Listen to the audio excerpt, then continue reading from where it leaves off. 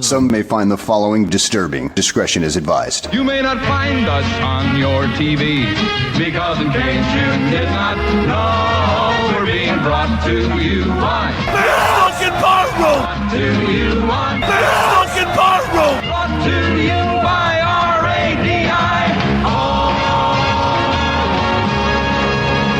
The fucking bar room!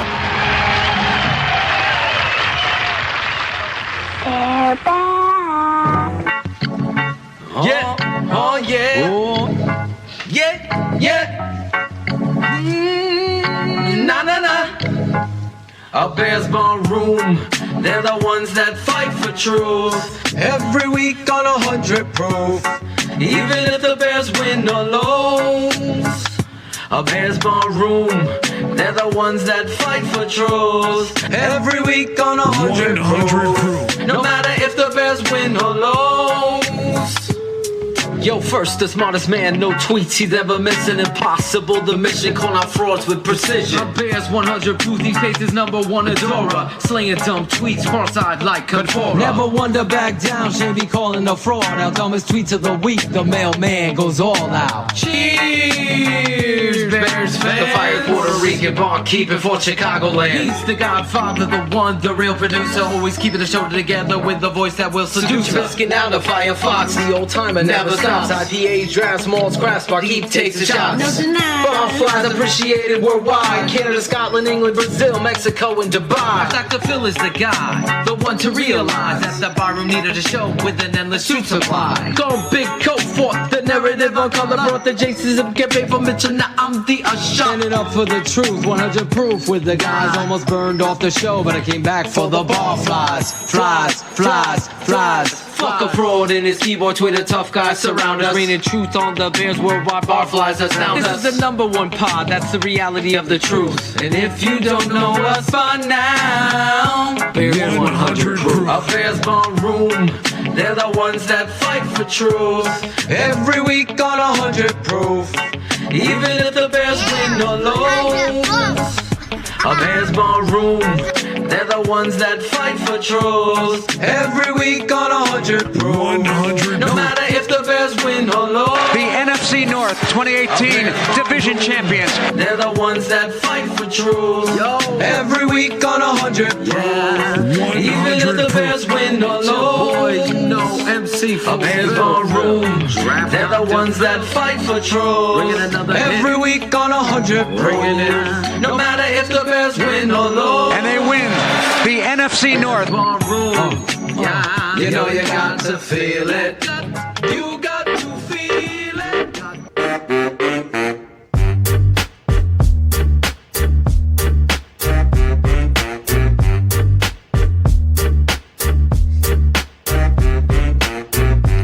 Cheers, Bears fans! This is Bears 100 Proof, and my name is Aldo Gandia, but don't you worry, the stars of our show are here. They are, of course, Draft Dr. Phil Latoshin and Shayne, the sickest man in the barroom. Also with us tonight is none other than the historian, announcer, and man of all turtlenecks, Dan Aguire. Gentlemen, we've got a lot of football to talk about, but for the last 15 minutes while we were getting ready, we were talking a lot of shit, including, how are you, Shayne? You sound under the weather. Yeah, I'm a little bit there, but I wasn't going to let my partner in crime over there in Connecticut burden me to death with a live show, saying that I didn't show up. But that opening, man, Aldo, I'm not going to lie. We were talking retro in the pregame, and you went retro with the open. Dan's fucking sweating over here now. He's got his turtleneck on, and we're here, week 3. What's up, Dan? I said I didn't have a turtleneck on my cock. Oh! Hooded Cobra for me. You were also talking about Mexican women. What was that about again?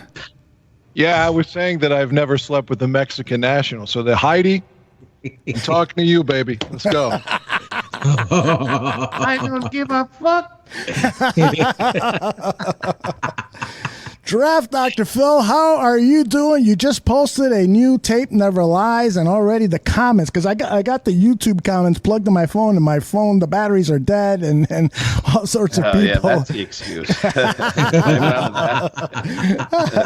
How are you, brother? I'm doing great, man. It's been a week, a religious week, a winning week. Yeah, it's been, it's the first win of 2019 when the doubts creep in, and then you finally get the fucking tape. Yeah, what was the delay there? Oh my God. Talk about giving me agita. I must have kept scrolling. And I were on the phone like every 5 minutes, and I'm like, "Is it up? Hey, is it up for you yet? No, man. I'll refresh. Is it up for you? No." And then Ryan sound Cox, like his actually, wife. He's like, "Yeah." Ryan Cox is like, "Man, my wife's gonna fucking kill me. This shit ain't working right." So I got cars. I'm texting cars for keys. I'm like, "Do you got the tape yet?" I'm fucking dying. Then fucking Barlissimo and fucking Sandy Tom are taunting us over here. Yeah. We got it over here in Europe. Yeah, what's up, blokes? We got the fucking 22 We got blokes. it over here in I can't even do it. Yeah. I'm gonna try. Dan, can you do a British accent? What do you want me to say? We have it over here in Europe. We have it over here in Europe. That's an I don't know epic about fail, that, Dan. Epic fail. I don't know about that. Dubai Mark is in the chat room. What'd you think about that, Dubai? Because I thought that was pretty bad. Maybe he can Is it? record saying it and send it to you. I got a question for you guys real quick. Is it any coincidence that fucking Zimmerman gets some airtime on our airwaves and I get fucking sick? No, he's making a world tour on all the shows, to be honest. Guy. Dubai Then Mark his- gave the accents a terrible, terrible rating of shit. S-H-I-T, shit. Yeah, but I do think that Zimmerman did have something to do with your illness. Because, first of all, it was the worst performance we've had on a guest on 100 Proof in quite some time. Easily. So it was a virus-filled performance by Zim. Even though I tried to be nice to him and I lied, no, you were great. You were great. Yeah, Zim officially closed our Super Bowl window before Piñiero kicked that field goal, by the way. I mean, I'm not gonna lie, I was pretty negative myself, but I didn't close the fucking Super Bowl window. Please holster tweeters. Holster your tweeters. Yeah. Holster your Comment you saying there on what Shane said? What was What's that? that? I wanted to comment. I wanted to follow up on what Shane was saying there, if that's okay, before you shifted into the main portion of the show. If I was going to give my own mini rant, I'm on Shane's side on this. It doesn't mean that you're negative and think that, oh, the Bears suck now, just because when you're watching the game that you're calling out trends or what's happening. Like, I'm on his side. Like, it was obvious by the fourth quarter that I hadn't really broken it down why, but you could tell momentum was on the other side. And I was comparing it to the Tebow game in 11. I was like, oh my God, all the momentum is gone. This is not going well. They're going to drive straight down the field. Now, that's not being negative. That's being intelligent enough to watch the game and understand what's happening. So I don't think Shane is being negative when he was, talking about the defense, because it was apparent and obvious that Denver was going to drive. So that's a nice way of Dan telling Phil and Aldo to go fuck themselves. Thank you, Dan. I appreciate it. There's so many people on Twitter that was just kind of holier than thou about saying, "Oh, I never gave up." None of us gave up either. I mean, nobody's a bigger Bear fan than the other person. I mean, for real, we're all Bear fans, but everyone wants to talk about how great they are in comparison with the other fans. None of us are disloyal. But we thought that the game had gone the certain way, and it was going that way. I mean, come on, that was an epic meltdown, but thankfully we were able to pull it out in the end. We got rid of the disloyalty. Dan, I got 10 more minutes of Phil's rant music, so keep going. I knew before Fuller got the interception, it was obvious that they were going down the field, and the Bears defense suddenly couldn't stop them. And then that happened on the next possession as well. It had that same feel as the Giant game, last season when the D just for whatever reason suddenly took one of those siestas that John Fox always talked about. And again, I know that it was hot and the altitude. They had more of a reason this week tangibly, but you could just tell Denver suddenly couldn't be stopped. And that happens with this defense all the time. That's not to say that they're not a good defense. It's not to say they're not capable of winning the Super Bowl. But for whatever fucking reason, they get up, they drop back in the zone, and this shit happens all the time. And you know that Denver was going to. The point is that this team won, and to give up. I'm not quoting Zimmerman's tweet. I guess Shayne said that Zim said, "All right, the Super Bowl window has closed," and he just verified that. Zimmerman even verified it. Yeah, that was game 2. So I mean, what the fuck, Zimmerman? We've seen this before. It's not about how could you even measure someone's fan. It was like the dude last year, Aldo. Remember in Tampa, and I was complaining about the fans not standing up, even though you're up 28-3 on third downs. It's like, okay, we're watching tennis. Everyone be quiet. No, you get up and you blow people the fuck out. That's what you do. That's what they do in New England. They don't leave and go to their cars. Oh, we're up 38-3. Let's leave. Go. We got to go home and, make the clam chowder. We don't do that. They fucking stay to the end and they celebrate with some clam chowder in the parking lot and they keep winning. That's what. And when I had that commentary about Bears fans in the stadium don't know how to win because you're not standing and screaming and yelling. That's what a fan is. Now all of a sudden, because I'm in Connecticut, I wasn't a Bears fan because of that. So how do you do that? That kind of stuff drives me nuts as much as who on Twitter is the biggest Bear fan and knowledgeable the most. And it's just ridiculous, utterly. Could have probably screenshotted at least 10 people, and I didn't. Fuck it. But I'd say there's probably at least 10 people that were saying that the other Bear fans make me sick. They're not loyal. They gave up. And come on, man. It's okay to be what? Yeah, exactly. I said the same shit to my screen on you mother effers. Yeah. Trying not to swear as much. You mother effers out. I improved. I didn't launch my DirecTV controller. I took the fucking hat off my head and I threw that fucker through 2 rooms. Almost killed Almost hit his wife in the face. How big of a I don't want to dominate the time here. It's you all show. I'm just saying, but how big of an epic meltdown was that when you talk about being offsides for Buster Screen and getting the 2-point conversion when you know it's coming? Like that shit, you just know it's inevitable. But thankfully, they pulled that out. So maybe that can galvanize the team and build some momentum, which I do believe can happen. I'm just saying. That was so Bears to lose, or if they would have lost that way, just having complete control of the game, and then suddenly, in a blink of an eye, it's all gone. That screen penalty could have been an all-timer. I mean, you could, and I'm not trying to be overly negative with this, but if they dropped that fucking game, Zimmerman wouldn't have been all that fucking wrong. Actually, I mean, I'm not. I was going to say something about Zimmerman too. I can't believe you gave him some. There's a lot of Zimmerman talk. Heidi Zimmerman. Well, are they related by any chance? Yeah, what is that? They got same surname. Zimmerman? They're twins. They both have the last name. Yeah, they're twins. Is that a burner account? I wanted to say this quick, Dan. The Shy fans in the stands had Zimmerman on, and I thought Zim definitely stepped up his game from when he appeared on Last Call. Like going from fucking 0 to 0.5. Way to go, Zimmerman. I think he dropped the ball in explaining how fucking crazy that ending was. I mean, emotionally, me and I couldn't see it. He moved his fucking camera on the fucking game-winning field goal to show the goalpost. Forget the game-winning kick. Everything that Dan's describing. Let's take it back, guys. I'm watching it on the tape, and I'm like, you can't make this up. Football is the greatest game in the fucking world because of this stuff, but it honestly must have shaved a few years off my life because I was freaking outrageously angry and intense. I got a dizzy spell when he freaking made the kick. The emotions and the tug of war of emotions that I was feeling, like, you stopped him. He missed the kick.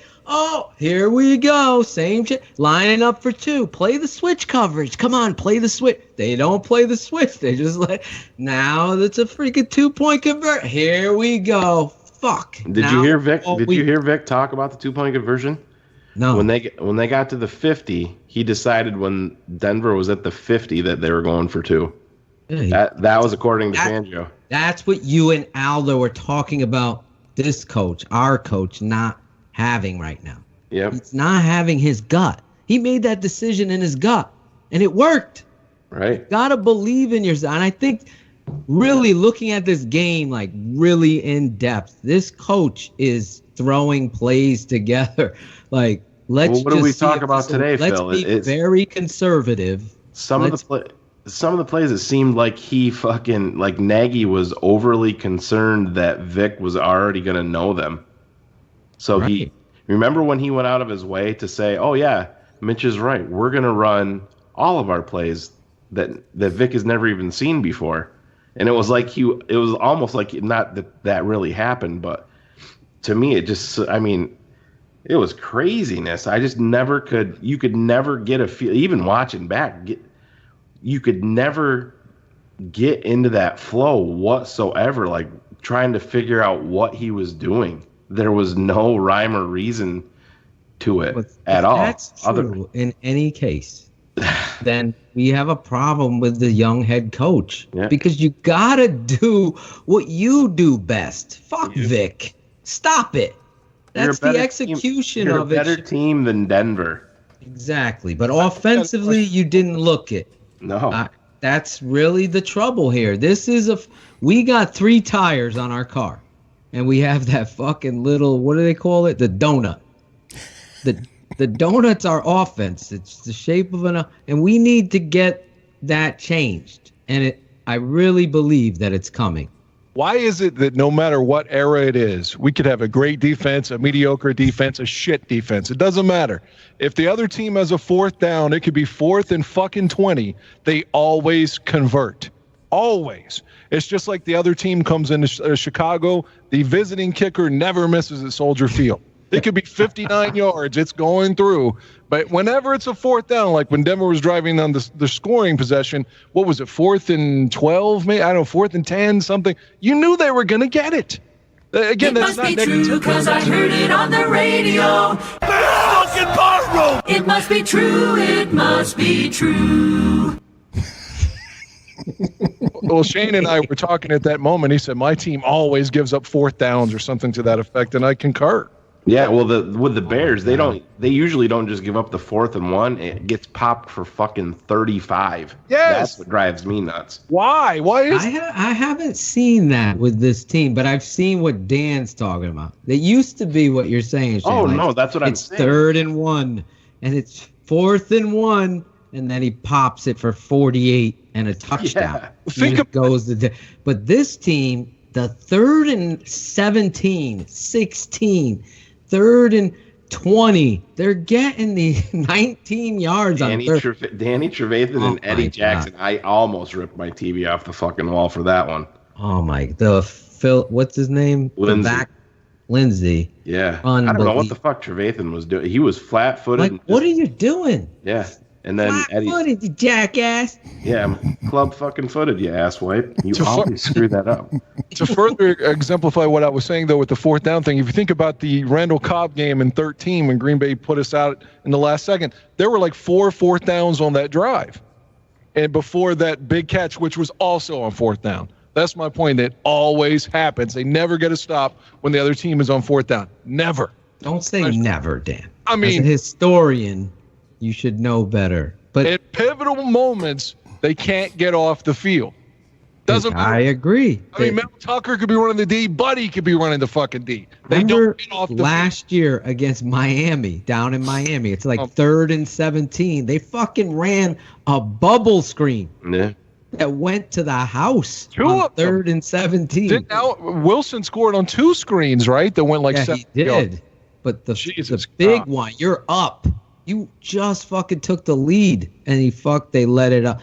I know what you're talking about. That's gonna happen with this defense. It clearly, I don't know if it's something in the universe, Stan, that has that, but it has happened, and it's frustrating. But I had a couple of those tweets. Only in Chicago.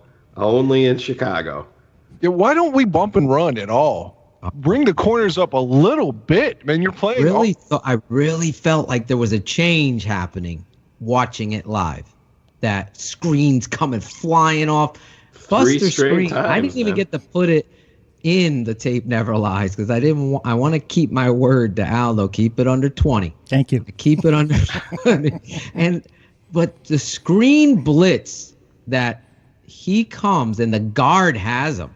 I mean, the guard, he fucking dips under. I wanted to put it in but it's like, how many can I get? I need to possibly do a defensive showcase because some of the players have made some, and you saw I had to shout out Eddie G because he gets no fucking love. Eddie Goldman. There's somebody in this room that loved that fucking guy when he came out in the draft. I don't know if might have been. Who could that have been? It wasn't Phil. I did love him, but no one loves him as much as the smartest man, motherfucker. I was like, kid, isn't there a fucking 5'7" slow wide receiver from West Michigan that we can fucking draft here? My friend James is drunk texting me again, and he after Phil made a point, he says, I can't believe that I'm agreeing with this fucking moron. Sociopathic, psychopathic.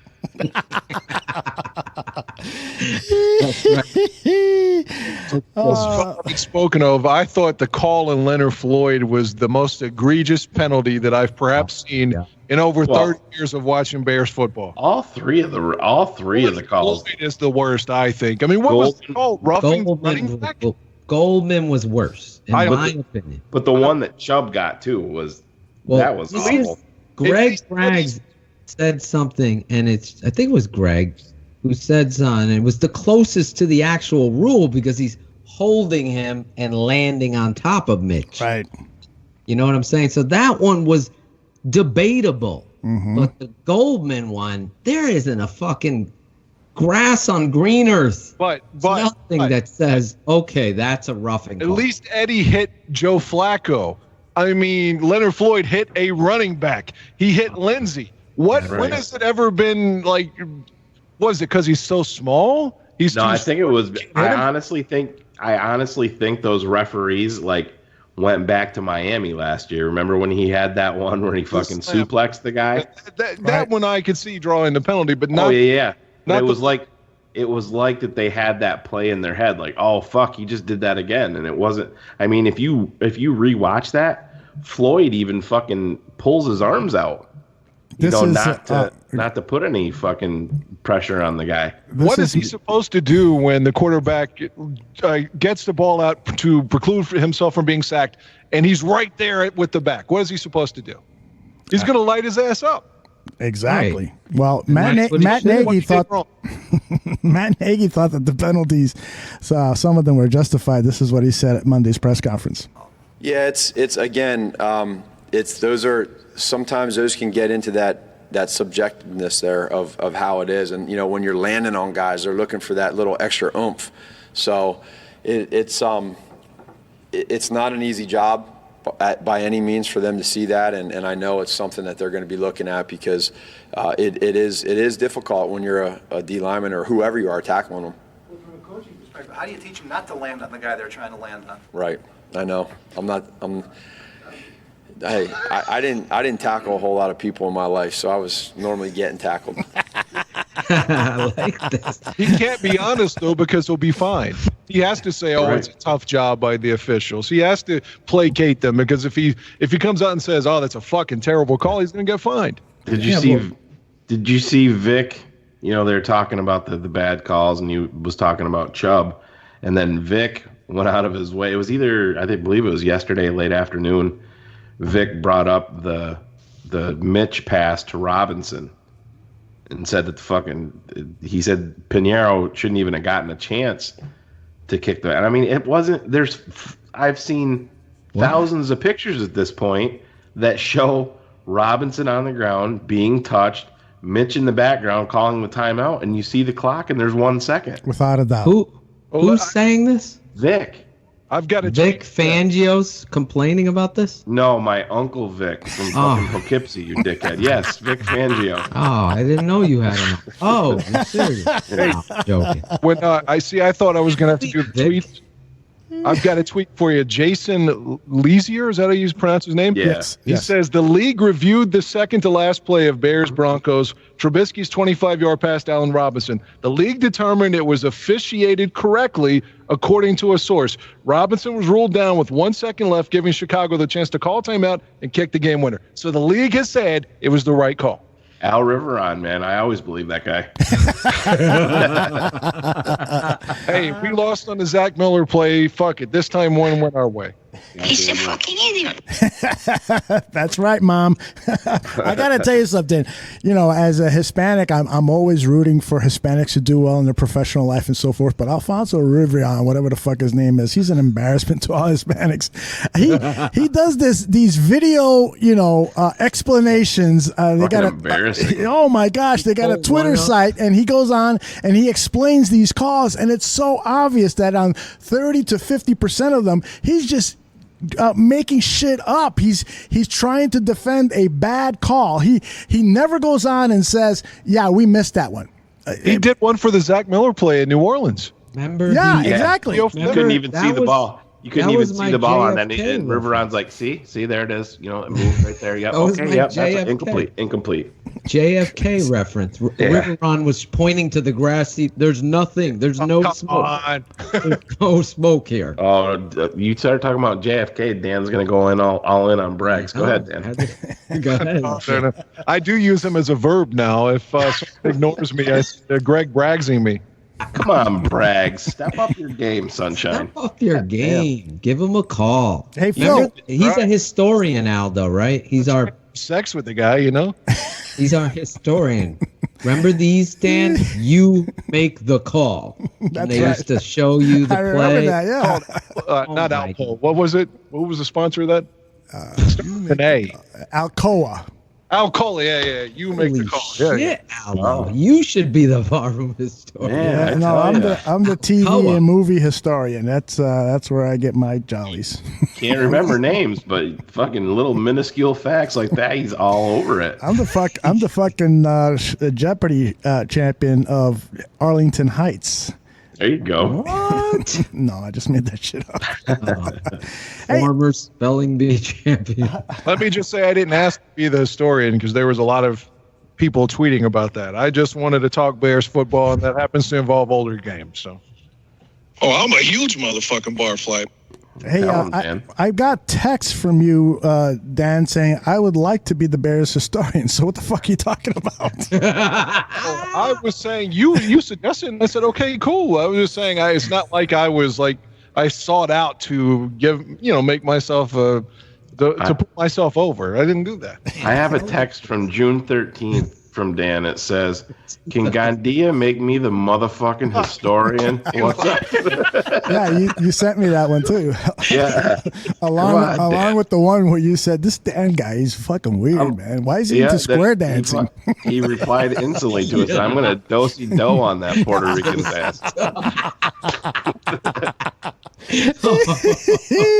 I'm kidding, wouldn't be the first time a white guy has dozy-doed on my ass. I would never bring up ethnicity ever. Never. So let's just get this straight and for the record. Dan Aguire does not engage in square dancing. Is that correct, Dan? Nor do I engage in prejudiced, racist talk about your ethnicity. So I just want to get that. Okay. Anything else you want to get out of the way before we start making fun of it again? Dan, what's your take on Retro Bush? I'm all for it. Yes, we were talking about bushes before, and we're not talking the presidential bushes before the show went live, but we digress. I want to play Nagy talking about Eddy Piñiero, Dinero Piñiero, and then we can talk about him on the other end. They genuinely seem to like him. Yeah. Well, his personality is infectious just because he's when you say a likable guy, we all know when you have somebody that's just a good person, they smile all the time, they say thank you and please all the time, they're very gracious, they're very humble. That's who he is as a person. And then as a player, you take that and you see what he does, and they talk about the swag that he has and everything. That's a little different for a kicker. But it's good because that's confidence. Now, when you have that confidence, and now you take that and what he did yesterday, what was it? Since 2011, I don't think there was two 50-yard field goals in a game with us since 2011. So that's a pretty good deal that he had, and so it's a confidence booster. But while we're on the plane last night, and I'm just talking to him, and he's just again, thank you for these opportunities, and it's just simple things like that that go a long ways, and the players love him, and he's got that swag. That's who we are as a team, and supposedly he's got a new nickname too. I guess I don't know. What is Dinero? What is it? Yeah, yeah. How does a kicker swag? Like what? I'm curious. Like what's the swagginess? What? I don't know. I think he gets a little fired up after he makes a kick. I definitely don't think it's like swag like a good dancer or anything like that. I think it's more so of just he's pretty confident. Like, you know what, man, I just freaking nailed that. And you could tell the second that ball left his foot yesterday, you could hear the thump, and you just knew that thing was going through. Pretty cool stuff on Eddy Piñiero, and we got some pretty cool stuff on Eddy Piñiero here at the bar room too. It is something special that Draft Dr. Phil came up with.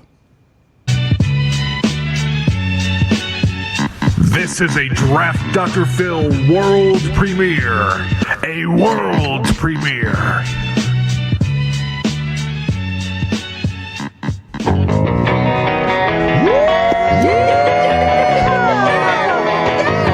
Eddy Piñiero, Eddy Piñiero, we got a kicker finally in Chicago.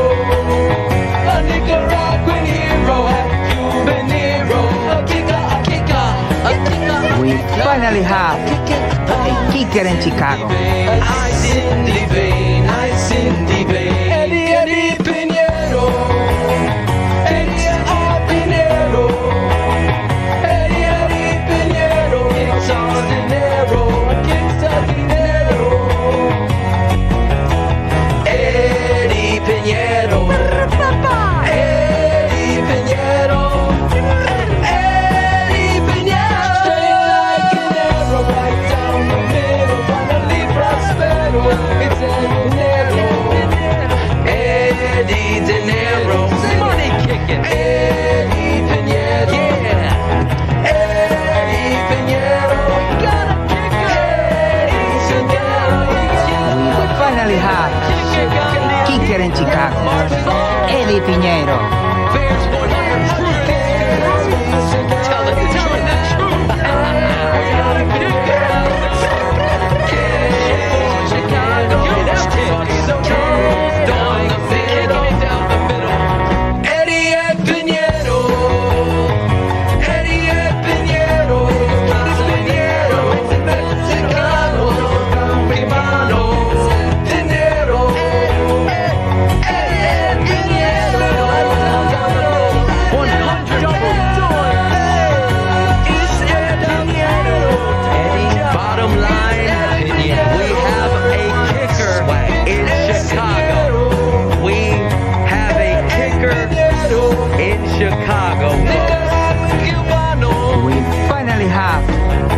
Kicker in Chicago, Eddy Piñiero. I love that song. I want to get reviews from all of you. I've asked for people in the chat room to let us know what they think of the song. Let's go around the table here and get reviews from Shayne Marsaw. What do you think about that little ditty? I love the length more than anything. I knew. Not gonna lie. I knew that would stand out with you. But hey, real quick before you move on, can Can we address the first fucking question to Nagy about Eddy Piñiero from fucking Dickerson? Is that the dumbest fucking question ever? Teammates seem to generally like him. Can you talk about that? What the Jeff, they actually fucking hate the kid. He just banged the fucking... Yeah. Just hit the game winner and everyone hates him. Not real happy with his attitude. I mean... Talk about a wasted fucking question, but this is what we get with Chicago media. It's fucking terrible. Be upset. I mean, that kick was a playoff level kick in week 2 just because of the pressure. But I digress. Go ahead, Dan. Dan, what'd you think of the song? I think Phil's creativity is always good. It's always off the charts, but I hate the original song, so whenever it started playing, I kind of just checked out. I'm being honest with you. I hate that original song that he sampled there. Okay. Richie Valens? Yeah, I don't like fucking Beach Boys, 50s bullshit, because I don't like that bubblegum stuff. Last week you don't like Boys to Men and boy bands. No. Do you like babies and puppies, Dan? Well, I'm not a father, but never been around babies, but whatever. He likes kitty cats, right? Do like cats. I like dogs too. How many cats do you have, Dan? I don't want to talk about it. Greg Bragg says that he loved it. He loved it, but it needed to be an Eddie Money song like Take Me Home Tonight or something. Fucking Greg Braggs wants to be a songwriter now. Well, write the song. I only could do 2 things. Write a song, produce a song, do the tape, never lie. Fucking do everything. He'll have time when the Major League Baseball playoffs start. Speaking of checking out, Stevens and Zimmerman said, "Someone text me when the song is over." Oh, Zimmerman taking his shots. Take shots in a text. I got it. It's not very nice, Zimmerman. I thought the Eddy Piñiero song will be a hit. Do you want to hear what James Castle had to say about it? James, I know this about James. I like big seats and I cannot lie. Well, that could be about Dan. Isn't that how he got AIDS? No. Oh, I'm sorry, James. James says that the song is offensive, racist. And he's always going. Was this a recap of his last appearance? Exactly. Was that 2 weeks ago show? That was opening 2 night. weeks. He's bringing back the oldies but goodies. Oh man, I personally thought the song was excellent, and I'm going to be playing it often around the house, especially after Eddy Piñiero, Dinero Piñiero, makes more kicks. So me too. I'm going to play it every time. I feel comfortable mocking white people because I'm also white. You want to talk corn? Wait a minute. Hold on. Here's the ringy ring ring. Dan's white. White women at weddings always dance to Sir Mix-a-Lot, and it mortifies me. Really? They fucking love that Baby Got Back shit from 91 or 2. Right. And it humiliates me. Why? Why does it humiliate? It makes me embarrassed to be white. So, Dan, if a hot chick at a wedding went up to dance to Sir Mix-a-Lot and then she fucking focused on the historian from the barroom's like, hey, get up here, what would you do?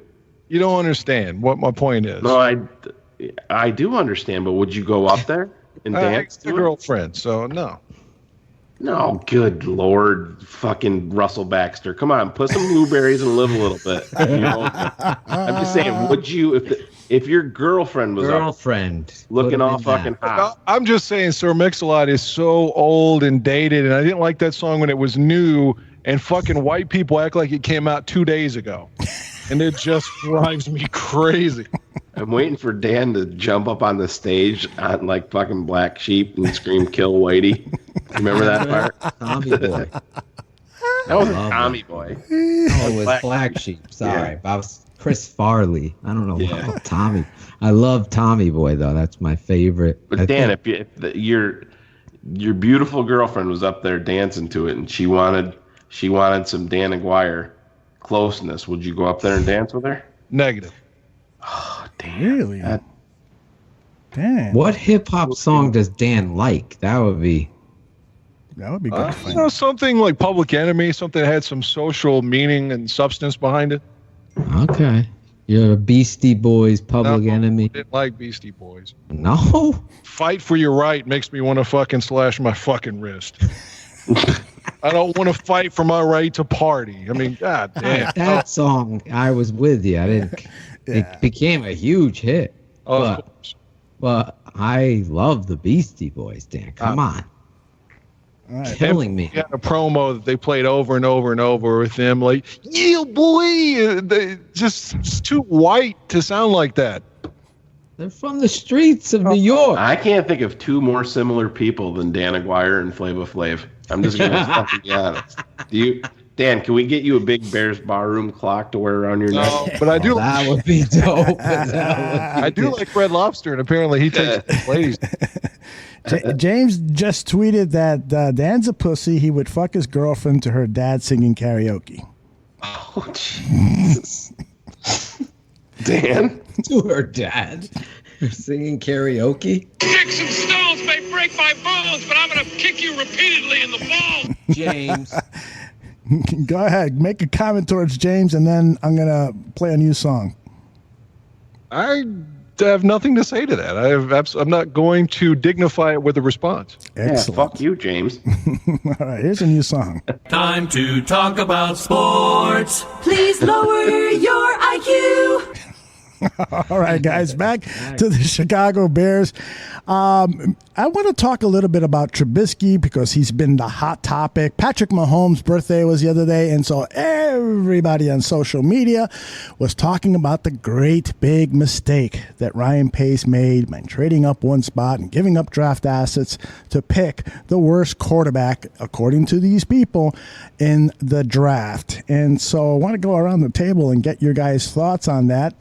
It's too early to say that Ryan Pace made a mistake in terms of bypassing Patrick Mahomes. Shane? No, it's not. I mean, holy shit. You can't.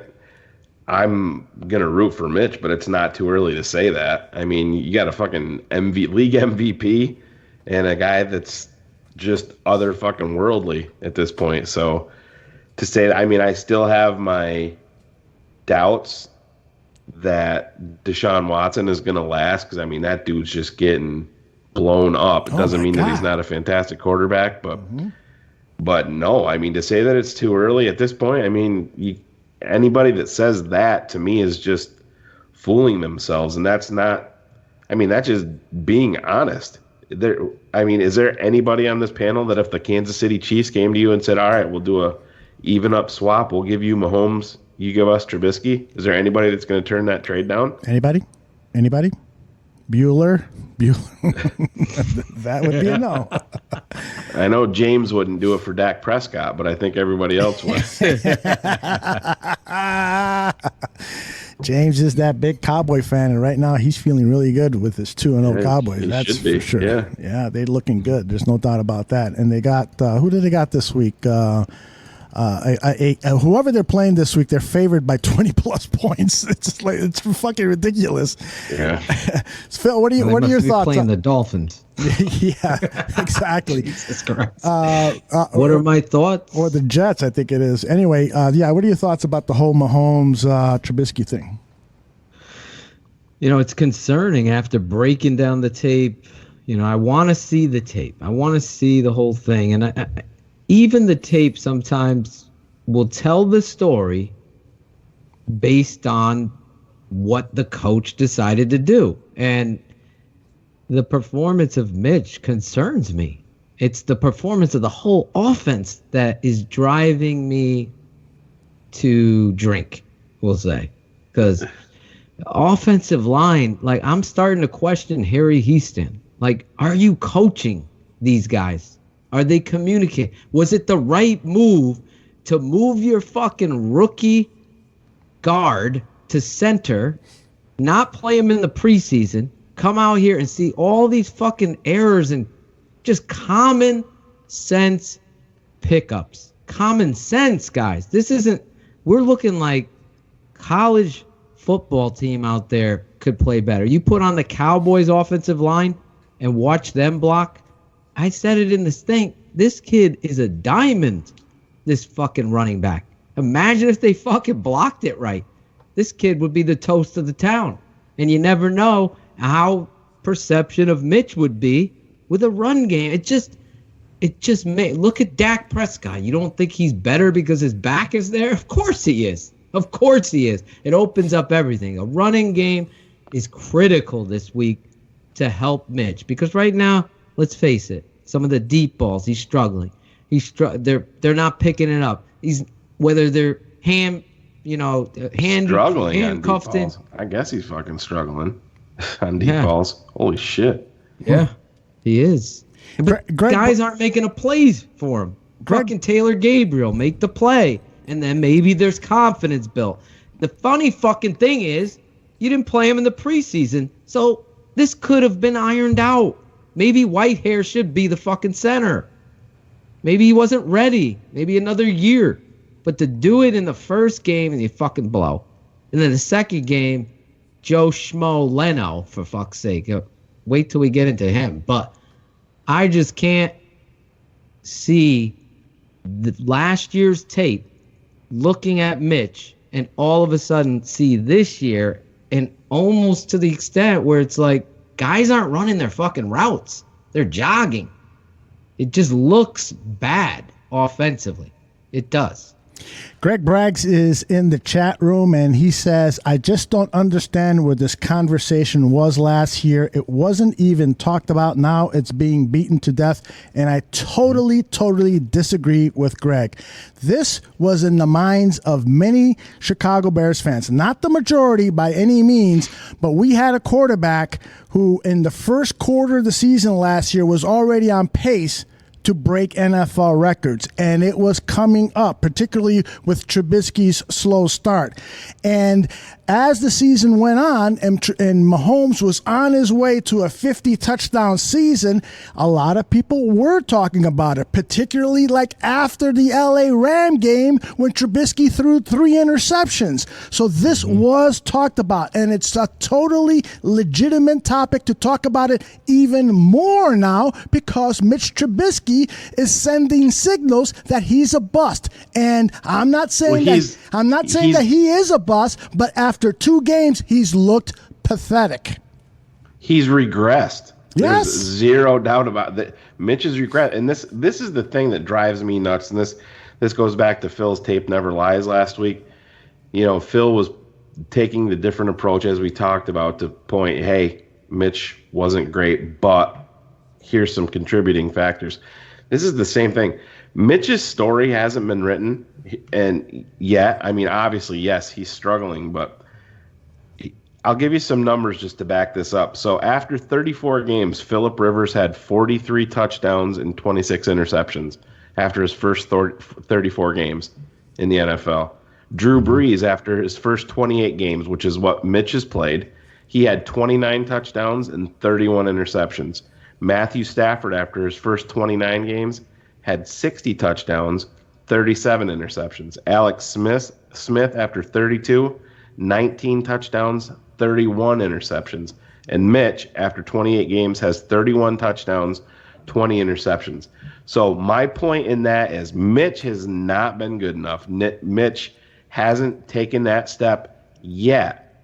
But what completely blows this entire thing out of the fucking water is because you have this super fucking human Patrick Mahomes playing the way that he is.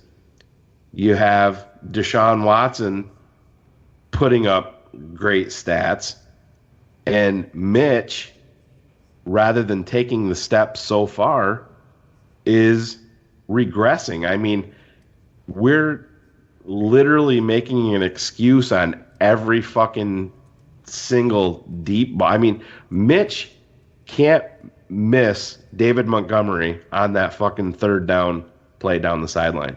It's a touchdown. Can't fucking do it. We're to the point now where we'll be more surprised if he's hitting a guy downfield in stride than if it's an incomplete pass. That's an issue. Doesn't mean that he can't rectify it, but it's a fucking issue. This conversation honestly bores me. If you can give me just a minute to explain. No, for real. Go ahead. Go ahead. Shane and I always talk about how we wanted Randy Moss in 98, but we drafted Curtis Enos. Well, the rest of 98, 99, 2000, Moss is balling out with the Vikings. I'm not sitting around whining about it, saying, why didn't we draft him? Why do we have Enid? You know, I mean, God, this is a topic you can have and extrapolate out and talk about comparing him to the other quarterbacks when everything is done and they're retired. We've got Mitch right now. On WGN after the game, it doesn't matter if the Bears win or lose. Dan Hampton and they just come in, this guy sucks, this guy sucks. Ed especially, and Kozlowski saying you can't win with him. But here's my comparison. Now, I know they're from different drafts, but I'll take Jim McMahon every day from the 82 draft, who doesn't have the statistics, if he wins the Super Bowl, say, versus Dan Marino, who had all the statistics and didn't get the Super Bowl. Let Mahomes get all the fucking stats. I don't give a shit. If the Bears win a Super Bowl with Mitch, I'll be happy with the draft and don't give a fuck. But until their careers are over, why do we have to say, why didn't we draft Watson? Why didn't we draft? Fuck, man. It's year 3. Let's just go with the horse that we have. Dan, that's a very pragmatic look at it. But let me ask you this question. If Ryan Pace would have drafted Patrick Mahomes with the 3rd pick the 2017 draft, would we have won the Super Bowl last year? I mean, again, it's a hypothetical you can't answer. But that's how you grade your general manager, is by the decisions that they make, the player personnel decisions. So right now, Ryan Pace is getting a D-. That grade can change to Shane's point. And also to Phil's point is that we don't know everything. Let's listen to Matt Nagy talking about how sometimes Trubisky is unfairly judged because receivers aren't always doing their job, or offensive linemen and so forth. Let's listen to this. Well, there's a little bit of everything that goes into that. There's certainly times that there's guys that are open, and there's been times with some really good quarterbacks out there that guys are open and they don't get to them. But then you have the pocket, right? And then you have whether was the route open? When did you see it open? So I'll give you an example. Okay, so at the end of the game yesterday. Right before the play at the end, when we threw it to A-Rob over the middle, there was one right before that, correct? That was right over the middle. It was incomplete, right? So you guys have that all 22, right? Or do some do?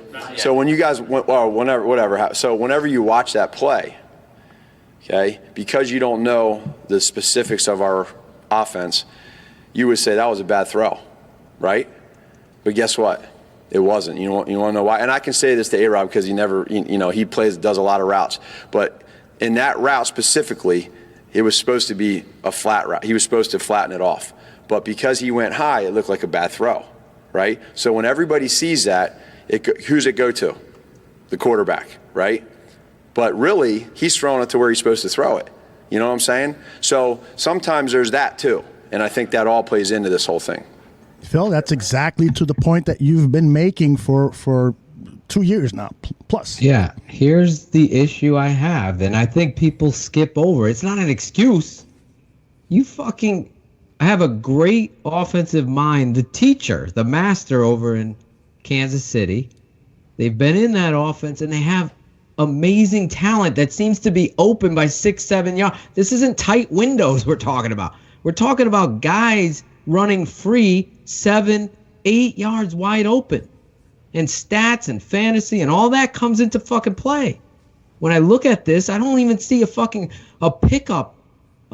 I show a play here. The safety comes rovering down right in front of Bobby Massey's face. The whole line sees him, yet nobody picks him up, and he's the inside guy. Your rule, pick him up, let the outside guy come so the quarterback knows and has time, and it's wide open. But they don't do their rules. So how is it fair to assess this guy who's fucking not protected well? When he is protected well, you hear me on the tape, he did not fucking play good. He didn't. Right, because there was simple plays to be made that Mitch, like to your point, Phil, and tape never lies, and you and I talked about it before it came out. I even sent a text to Ryan Cox talking about this. there was simple fucking dump offs. If it's, I mean, the fucking David Montgomery. David Montgomery could have fucking housed one, and Mitch never even. It was actually Davis. No. There was one for David Montgomery that had Burton out front. It was about. I think that's Davis. Maybe it is Montgomery. It's the one where he throws it down the field immediately on a 3-step to Allen Robinson, who's covered, and he forces him. But all he has to do is turn his head and recognize this is tight man. He even had a safety, or it was just he decided, and this is where you guys are correct. I'm nervous. They're condensing this game plan. They're condensing it. Everybody's talking. You know, in this day and age, Aldo, maybe this is good to talk about.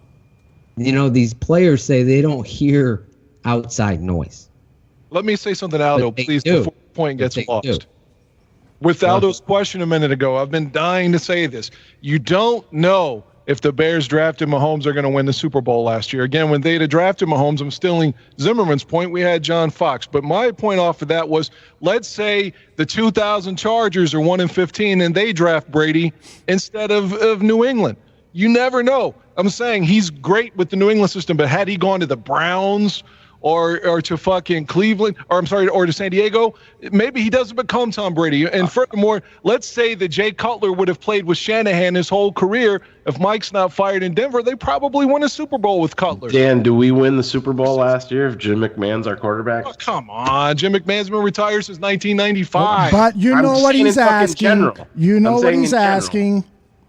The 1984-85 Jim McMahon. Do we win the Super Bowl? If you want to take it that way, Dan Hempton said repeatedly that the Bears would have won 3 Super Bowls had Cutler been on their team. Exactly. And so it's a fair point to say that. To me, it's incredulous that anyone would look at Patrick Mahomes in the season that he had last year as his first full year as a starter, and the season that he's already had in 2 games where he threw 8 consecutive passes of 30-plus yards in his last game, and not say that this guy wouldn't have gotten us to a Super Bowl last year. That, to me, this guy could be one of the greatest quarterbacks of all time. His biggest mistake this year was he had a wide-open Travis Kelce in the end zone, and he overthrew it because he elected to do a no-look pass. He's playing with his defenders. Now you drafted Mitch. Let's go with Mitch. I understand that. You can't not talk about it. Exactly. I mean, like you married your wife, but you're still looking at other women saying, "Well, why didn't I marry her? She's hotter. She's hotter." I do that all the time. I just think this is something that it's like low-hanging fruit. Like, oh, Mahomes is playing well. So what? It's not relevant to us. So Let's what are we supposed win. to do? So you know what? Let's put his ass Week 16 this year and put his fucking dick in the dirt and maybe hurt him in Soldier Field and end this fucking material conversation. Hey Dan, when the Bears play the Chiefs, do you want us not to bring up this topic? Because relevant at Week 16 when they're playing, but every game to compare Mitch to the other quarterbacks is a game. This is the first time we've ever done it on Bears 100 Proof. Let me correct my pronoun. I meant in second person. I meant everyone in the meet. Like I said on WGN, they say it every fucking game. This kid's a bust. This kid's not Patrick Mahomes. This kid's not Deshaun Watson.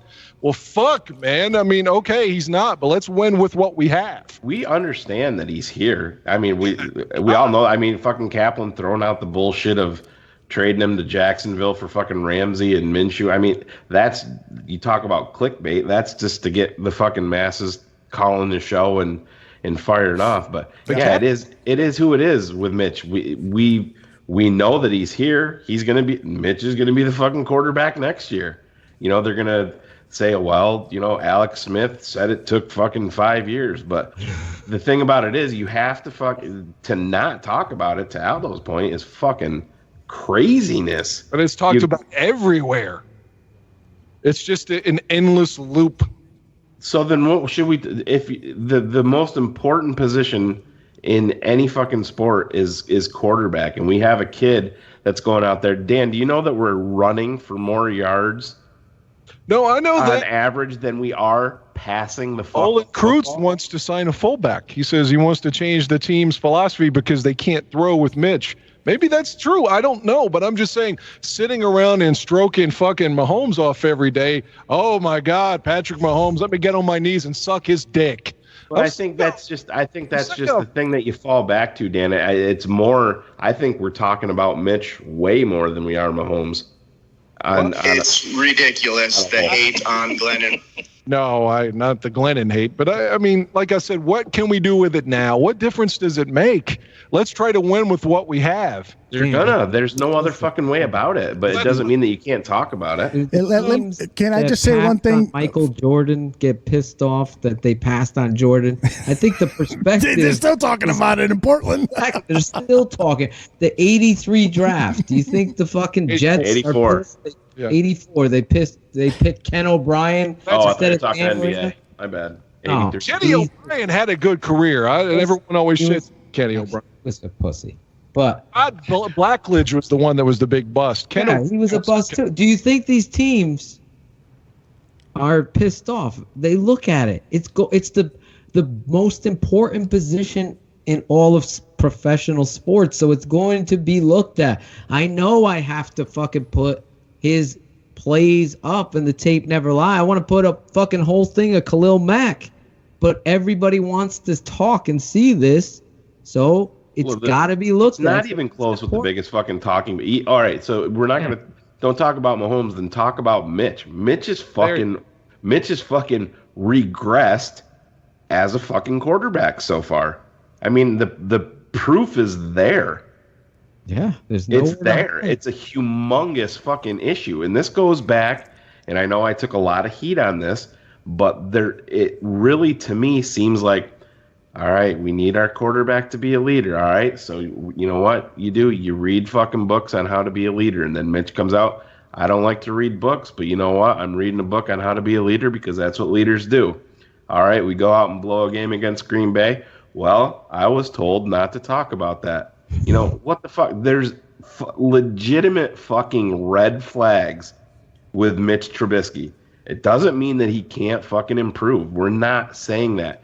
But it's not all fucking sunshine and rainbows either. Oh, fuck it. We got him. We're just going to fucking roll with it. First off, we're fucking talking here on Bears Barroom. What are we going to...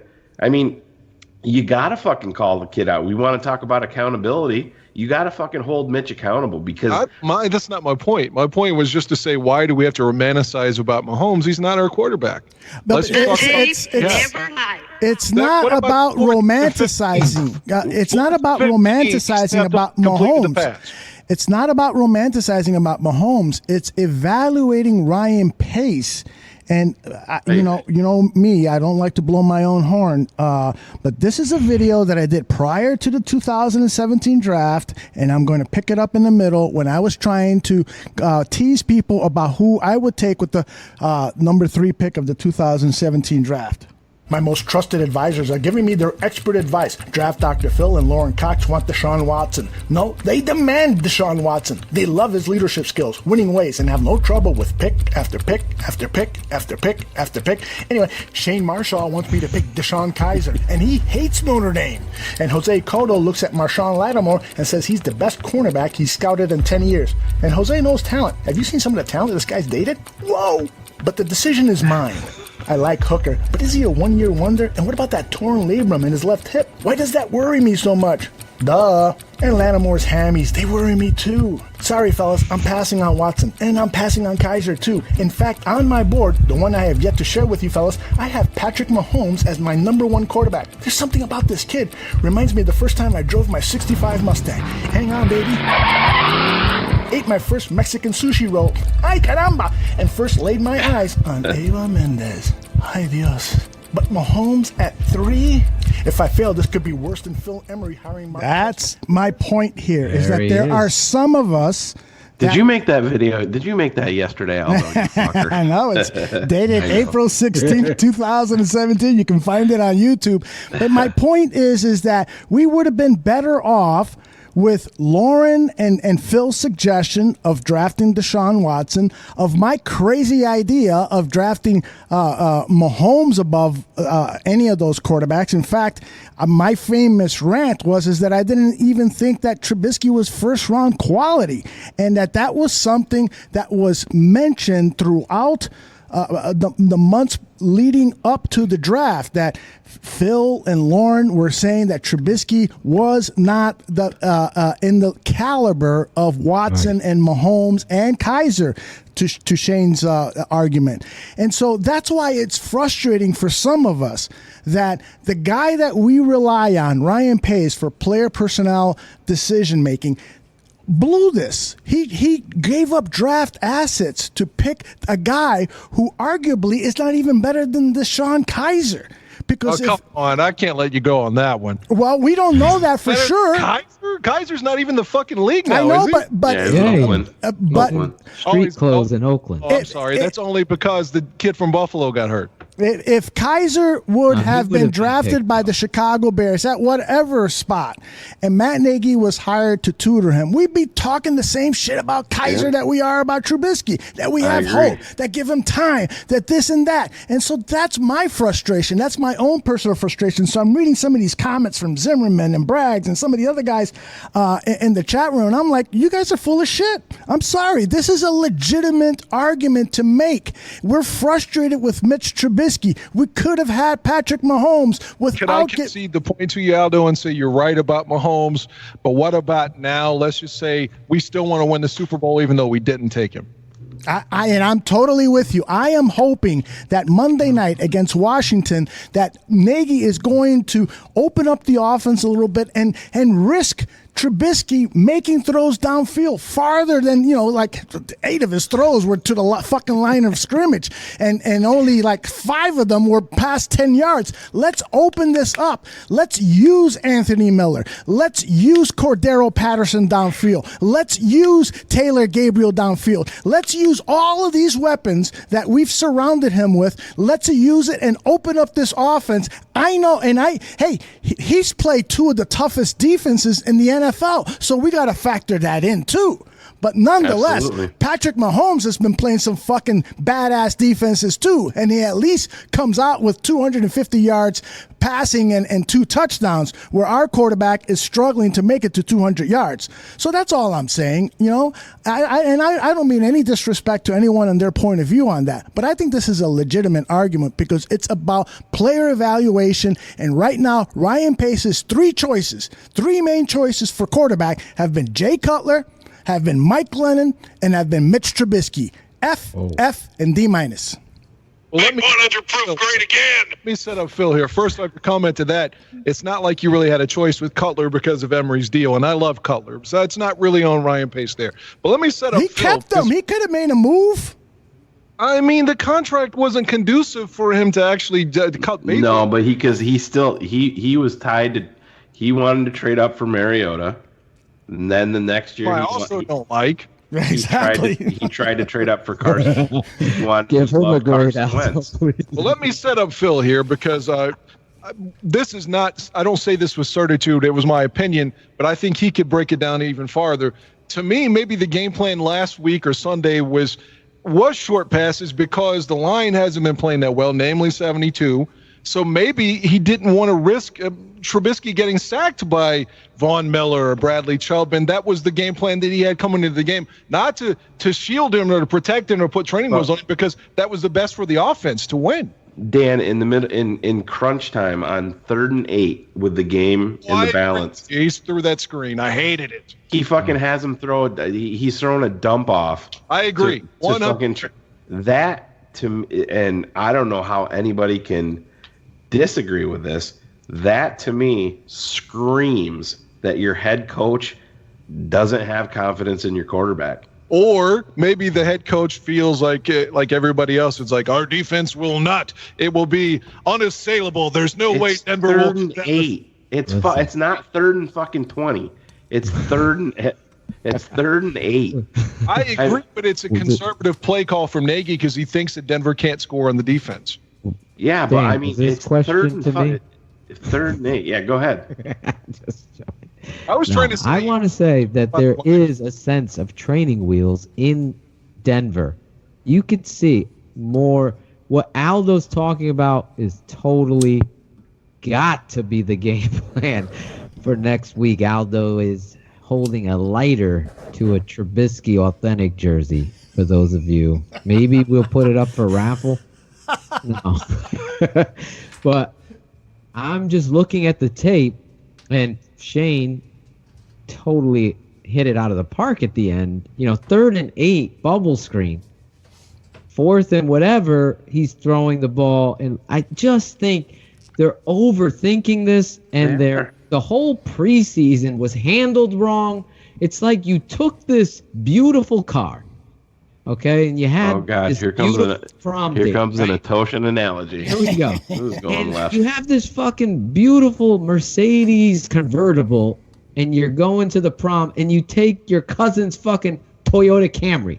It's like, what are you doing? It's like, play the fucking preseason. Get the offensive line on the same page. They're the most important thing in the growth of your quarterback. What happened to David Carr?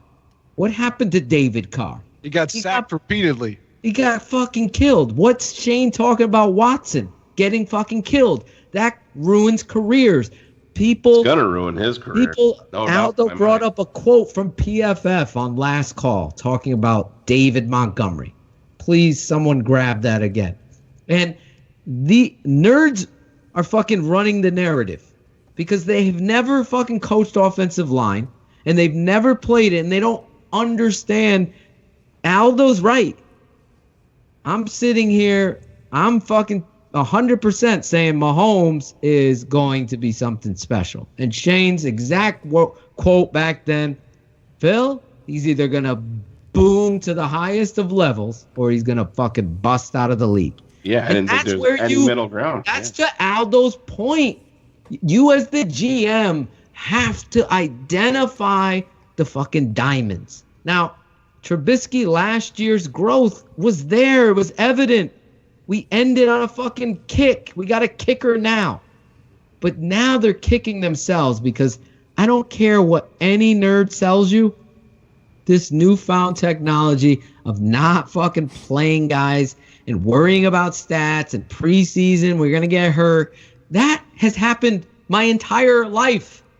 Walter Payton made it to the fucking games. He's the greatest ever. Tom Brady survives it.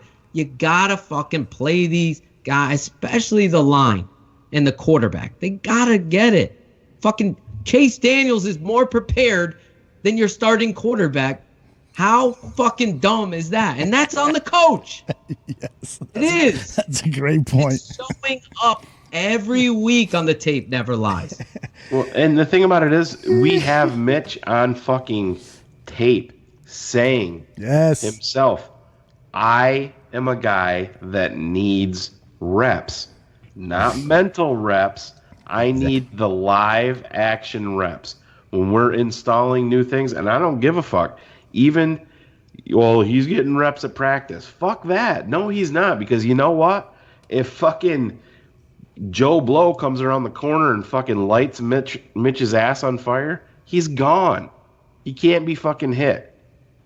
Right. He needs the fucking live bullets. And you know what? 100%. It sucks. If Mitch went out there and fucking played and tore his ACL in a fucking preseason game, Nagy and fucking Pace are going to get vilified. Well, guess the fuck what? What are they doing right now? Pace is going to get fucking vilified if Bears don't fucking win because of the fucking quarterback or because of the head coach. So either way, it doesn't matter. When you have your own fucking quarterback coming out and saying, I covet the reps, that's how I get. I'm the same way. I'm a hands-on guy. You can fucking, Aldo could tell me something 15 times. I have to physically do it and to improve. I'm not a guy that, I'm just going to put it in my head, boom, boom, boom. All right, yep, got it. Some people are different. Yes, everybody's got a different curve that they're learning on, and Mitch might be a little bit slower. Nobody's saying that his story is written. Absolutely. But and I fell into this trap with Jay Cutler. Phil defended him more than anybody, and I just got to the point with Jay where I was like, you know what? Fuck it. Yeah, Jay was an asshole.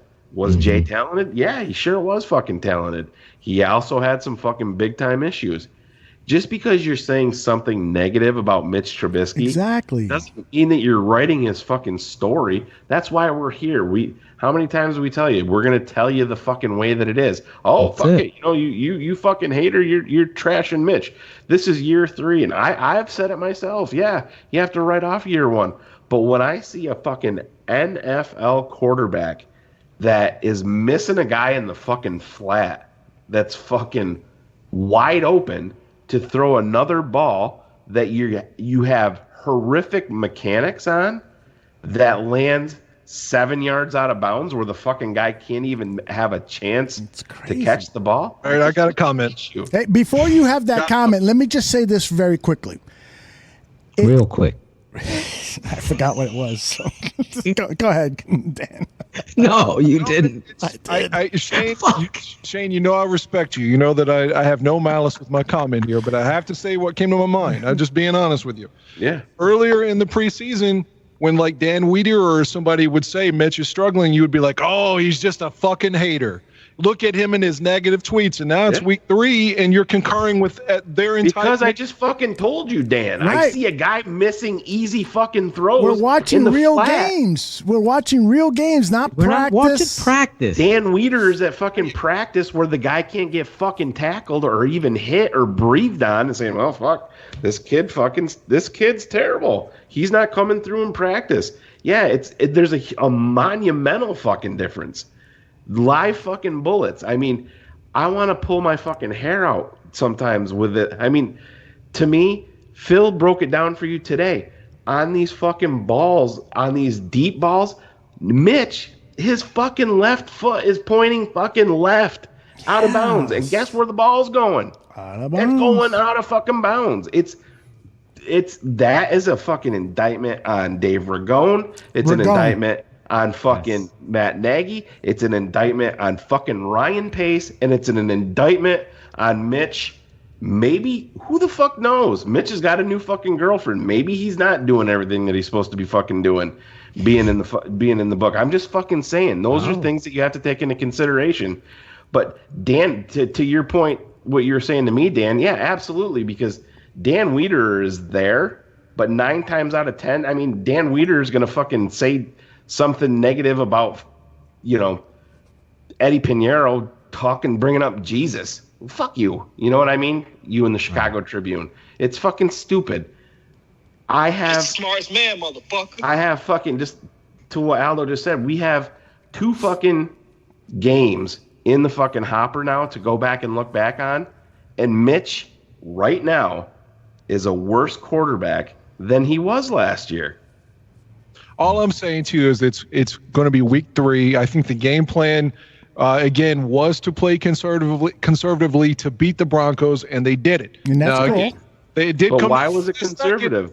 Because they wanted to neutralize the blitz that was coming in with Chubb and Von Miller and the offensive line playing so average at best, if I'm going to be negative or not be negative. But the point is, he may come out and do well against Washington, and then he knows Minnesota well. He could still have a good 2019 season. I'm just saying, pump the brakes just a bit by saying that Ryan Pace didn't know what he's talking about. He made a mistake. At the end of the season, if Mahomes' stats triple Mitch's and the Bears win the Super Bowl, guess what? I don't give a fuck. Right, but that's Dan. No, I just said 15 times that Mitch's story is not written. I'm not saying that the kid can't recover from this. Exactly. It's right now, Mitch. I mean, I wish I had it in front of me what his statistical fucking rankings are. I mean, they're poor. Yeah, right? He's 33rd in some of them. 33rd. There's 32 starting quarterbacks. Let that fucking sink in a little bit. And I'm not trying to be a stat monger, but it's a fucking issue when you see simple fucking plays out there that aren't being made by a third-year quarterback in the NFL. It's a fucking issue. We have to question it. It's fair to question it. We're not trying to say that Mitch Trubisky is an awful quarterback. we're just asking the question. This is important to evaluate our general manager and his ability to evaluate quarterbacks. Like, for instance, in his very first draft, you said that somebody said that he was looking for a possible trade up to get Marcus Mariota. Well, right. that didn't happen. Dak Prescott was chosen in the 4th round. And I know my buddy James Castle is now saying, keep your hands off Dak Prescott. But that's the reality. Ryan Pace took this job and answered one question saying that we should pick a young quarterback every year. And Shayne Marsaw every year has been asking that question. Where's that young developmental quarterback? And I'm asking it now too. It should have been Dak Prescott in 2016 when Pace first got here, or 15, whatever it was, and there should have been somebody else. The kid from Northwestern who was supposed to start this week but got hurt, and so forth and so on. Simeon, thank you. So there should be a pipeline of quarterbacks, but instead what Ryan Pace did is he put all his chips in. He's playing poker. He put all his chips in Mitch Trubisky, and right now the hand does not look good. And we don't have to talk about Mahomes. Fuck Mahomes. We're just talking about Trubisky. The hand does not look good right now, and hopefully, I'm telling you, they're 1-1. They're 1-1, and maybe the hand is okay, and we're going to be okay, I think. And by the way, Jim Kelly's nephew got cut, so maybe we can pick him up as a developmental quarterback. He probably got cut with a bottle of. You know what though? Wild turkey. If Ryan Pace and Matt Nagy didn't bring in a fucking developmental guy now, I don't really have any confidence that they're going to do it. That they didn't do it in the offseason. That they're even going to fucking do it now, because I think there's a huge issue with the head coach having confidence in his quarterback, and I think that there's probably a confidence issue in just Mitch believing in himself. Dan Orlovsky talked about it today on the fucking radio. He said Ron Turner and Peyton Manning told me, 100 times, you have to trust your eyes, you have to see it, and then you have to fucking rip it. And when Mitch, on that fucking 4th down play in Denver, when he had to fucking go and there was nothing else that he could do, he's bouncing around the fucking pocket, he's looking left, he's looking right, he's looking down the fucking field, he's buying time with his feet, and then he ripped the fucking football. When he's thinking less, he's got the fucking talent to do it. But to me, Mitch is and this goes back to Carr's point from a fucking month ago, Mitch is a classic fucking overthinker. Classic. To your point, though, you can hear it in the fucking press conferences and everything. I want you to stop right there, because this kid has performed very well under duress in situations. I saw the growth. I point back to the Miami game. He's getting fucking buried in the sand over there in the heat, and he's delivering in big critical moments. You're seeing the steps against New England. Their goal was to stop him from getting out of the pocket. They didn't. The greatest of all time. They got a kick return for a fucking touchdown and a pump block. And Mitch Trubisky was balling out against the fucking Lions. He's fucking threatening downfield. Now, I don't know what the fuck is going on other than what I've said so far to uncover just football 101. He's talking about 202. I don't know what the fuck class that is. Is it an adult education class by the railroad? Because I don't know what 202 is to Nagy, because it's not being spoken like Shane's saying. But when everything is down and it's the critical moment, and you just let him be a football player, throw the ball downfield to Aldo's point, he makes the fucking biggest fucking play of the game. And he gets you in scoring position. No other fucking I don't know. I've seen quarterbacks here just fucking crumble in that kind of situation. Nobody in this right mind thought the Bears were going to fucking win that game. None of us. I'm like, oh my, I had hope. Mm-hmm. I knew this motherfucker was going to make the kick. I knew that if you got him there. And Mitch did. So to that, maybe this is, the after school, the kids stayed after school to get extra fucking credit here.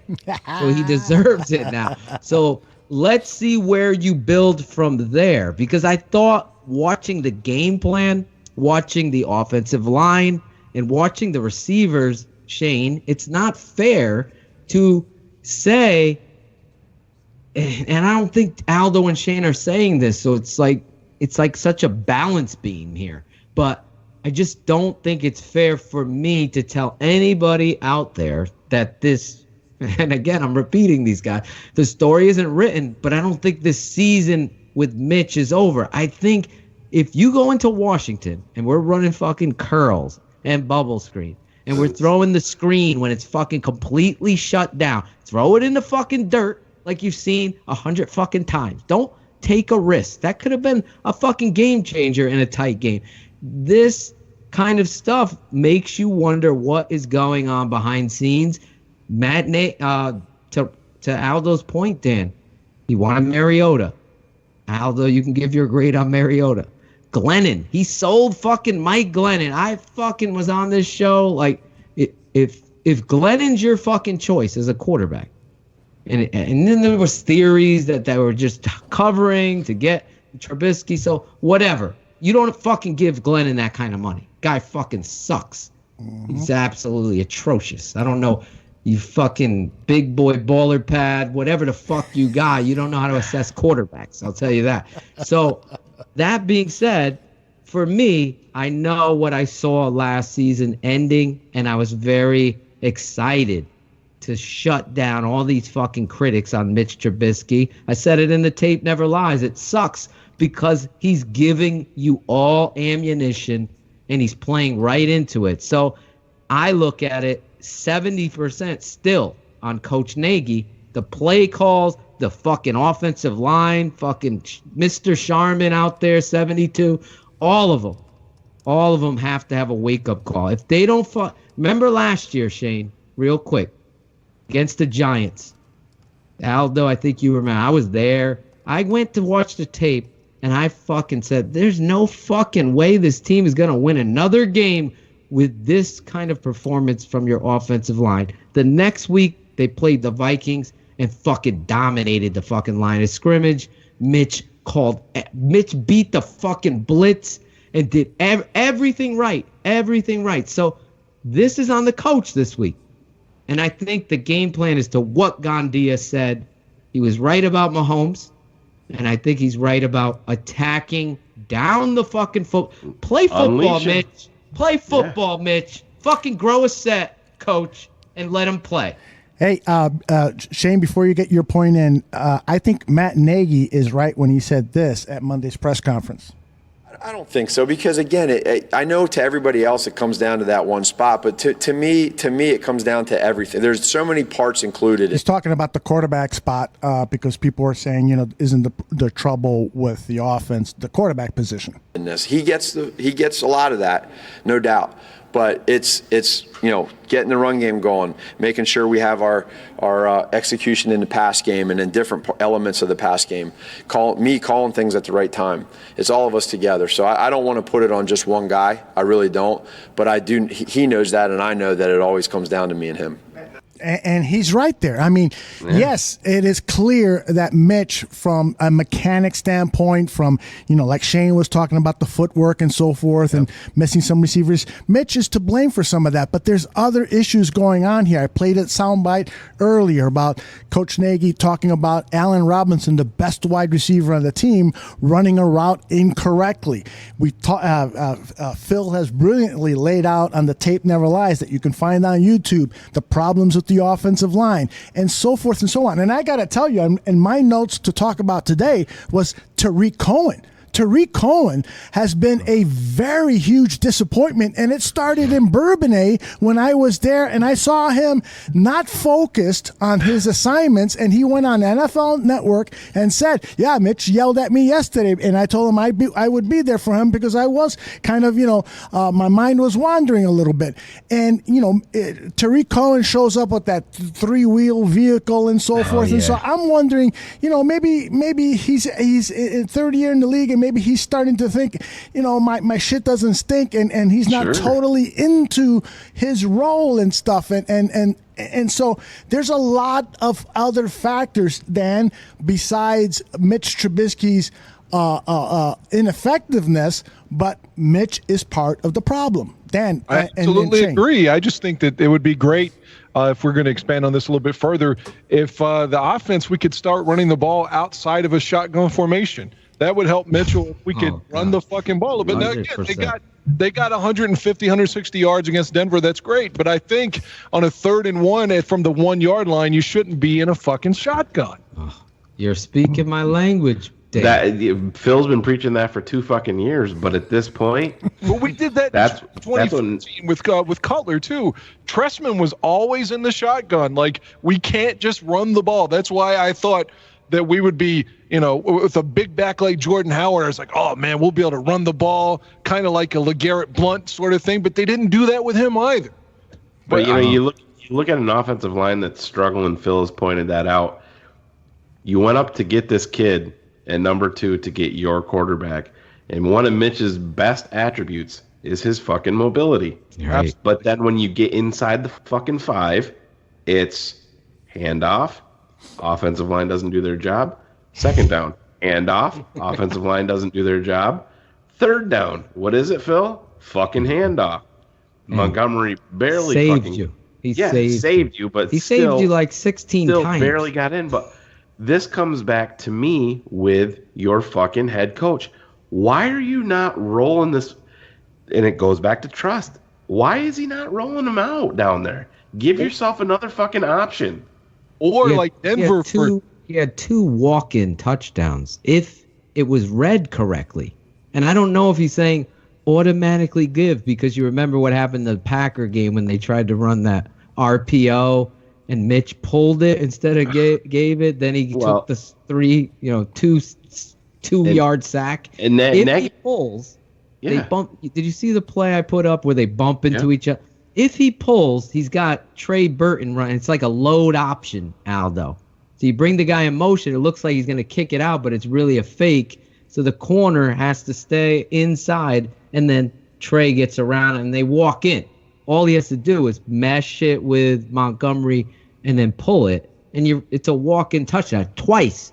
And also, it happened again in midfield. They ran the same play with the same direction. They were running that tight end coming back, and they call it a wham. They're going to block out the backside and get you that crease in there. So this fucking guy, Lurch, he's standing straight. I can't even believe it when I put it on tape. I'm like, if this guy just did a half an inch of effort, Montgomery breaks it backside and is gone. This kind of stuff with the run game and the technique and Mitch not read. Is he not? I want to know. Is he reading it? I got to text Mark Grody. Please ask me. Ask Coach Nagy for me. We'll spell it out, and Aldo can correct my grammar here. When you're running read option on the goal line versus Denver, is Mitch reading it, or is it an automatic give call? That would be the best football question the media has ever asked in Chicago. Matt Nagy brought it up, though, last week when they were killing him for not running the ball enough. He goes, guys, I don't know how else to tell you this, but you got to trust me on this. There's been a lot more run plays called, but in this RPO offense, it's not always going to be a run play. And to me, that was him a little bit bitch slapping his quarterback. Right. Right. I totally agree. And he didn't say run. He didn't say run plays being called. He said the decision on run plays doesn't rest all on me. It's on the quarterback. Exactly. So that was that wrong for sure. Yeah. And I just want to say this to Dan Aguire, because I know I touched the nerve, and Greg brags too. I mean, Greg, I think, has left us in the chat room because he doesn't want to hear the word Mahomes. I think he's gone. I haven't seen him post anything in a while. So I think that probably changing a diaper. Quick diaper change. I promise that I will never ever mention Mahomes' name again on 100 Proof until the week that the Bears play the Chiefs. We are sorry, oh so sorry, very sorry, we're sorry. never do it again. All If right. they're in that shotgun formation, I would love to see them do what Denver did for 16 seasons with John Elway. How about run a fucking quarterback draw down there?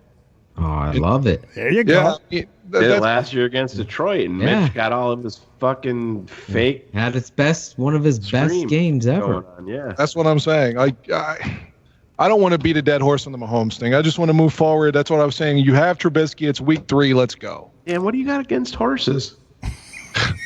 Fucking rude, man. You are listening to Bears Barroom Radio. What's the name of that guy again? Elvis. Elvis. He made an appearance in the new Eddy Piñiero. Now, did you go out of your way to get him to do that, or did you do that like a couple of weeks ago? No, I asked him because I recorded the song. I came You up with can the tell song. him whose idea it was to incorporate Elvis. Come on, go ahead, tell him, Phil. You have an idea to incorporate Elvis, yes, but not in the song. The song you didn't even know about.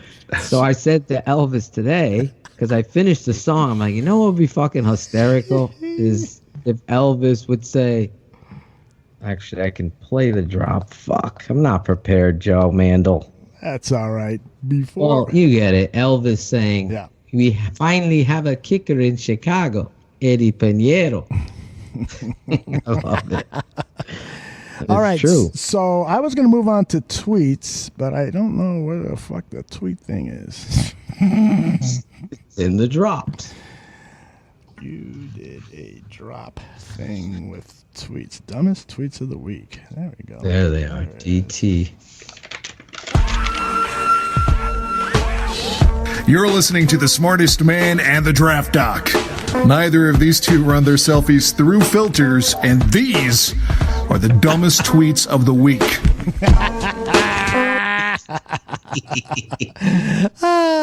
So what happens now? Does Shayne just go into it? We don't play our song or what?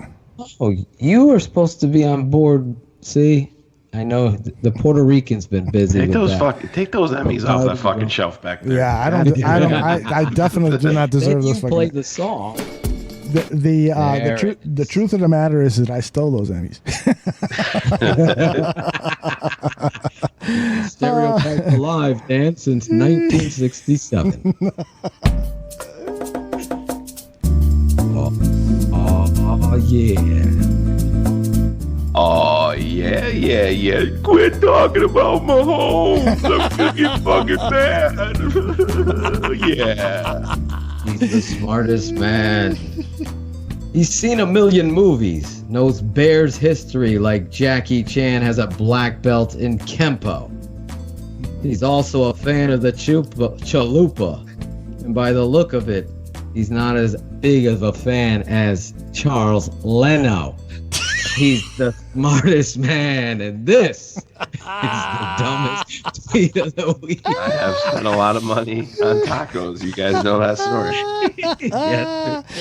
Chalupa is one of the fucking funniest words I've ever heard. I don't know who came up with that fucking word. Chalupa. Dan, do you like Taco Bell?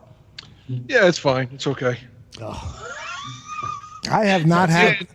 Again, I have to defend what I was saying about Mahomes. It's not about getting angry. It's about being productive with your time. You're sitting around arguing about hypotheticals that aren't the situation, that aren't the reality. You want to waste your time talking about it? Have at it, Hoss.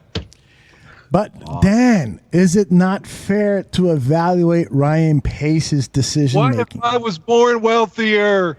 Oh my fucking! Who gives a shit? We've got Trubisky. That's his job, Darren, is to make player personnel decisions. Just sit around and whine about this shit in week 3. We're not whining about it. We're analyzing it. I'm not crying. I want Patrick Mahomes. I'm not crying about that. I'm asking the question.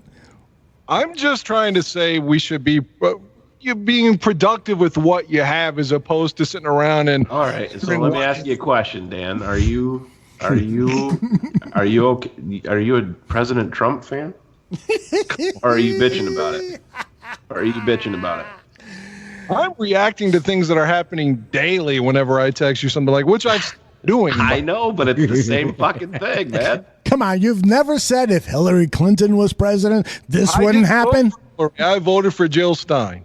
I was a Bernie person. What? But I voted for Jill Stein. Now, had I been in a state where the vote would have mattered, I would have voted for Hillary. But I ended up voting for Jill Stein because my state was going to go for Trump regardless, so it didn't matter. All right, Did let's you get out of vote for politics. Shirley Chisholm?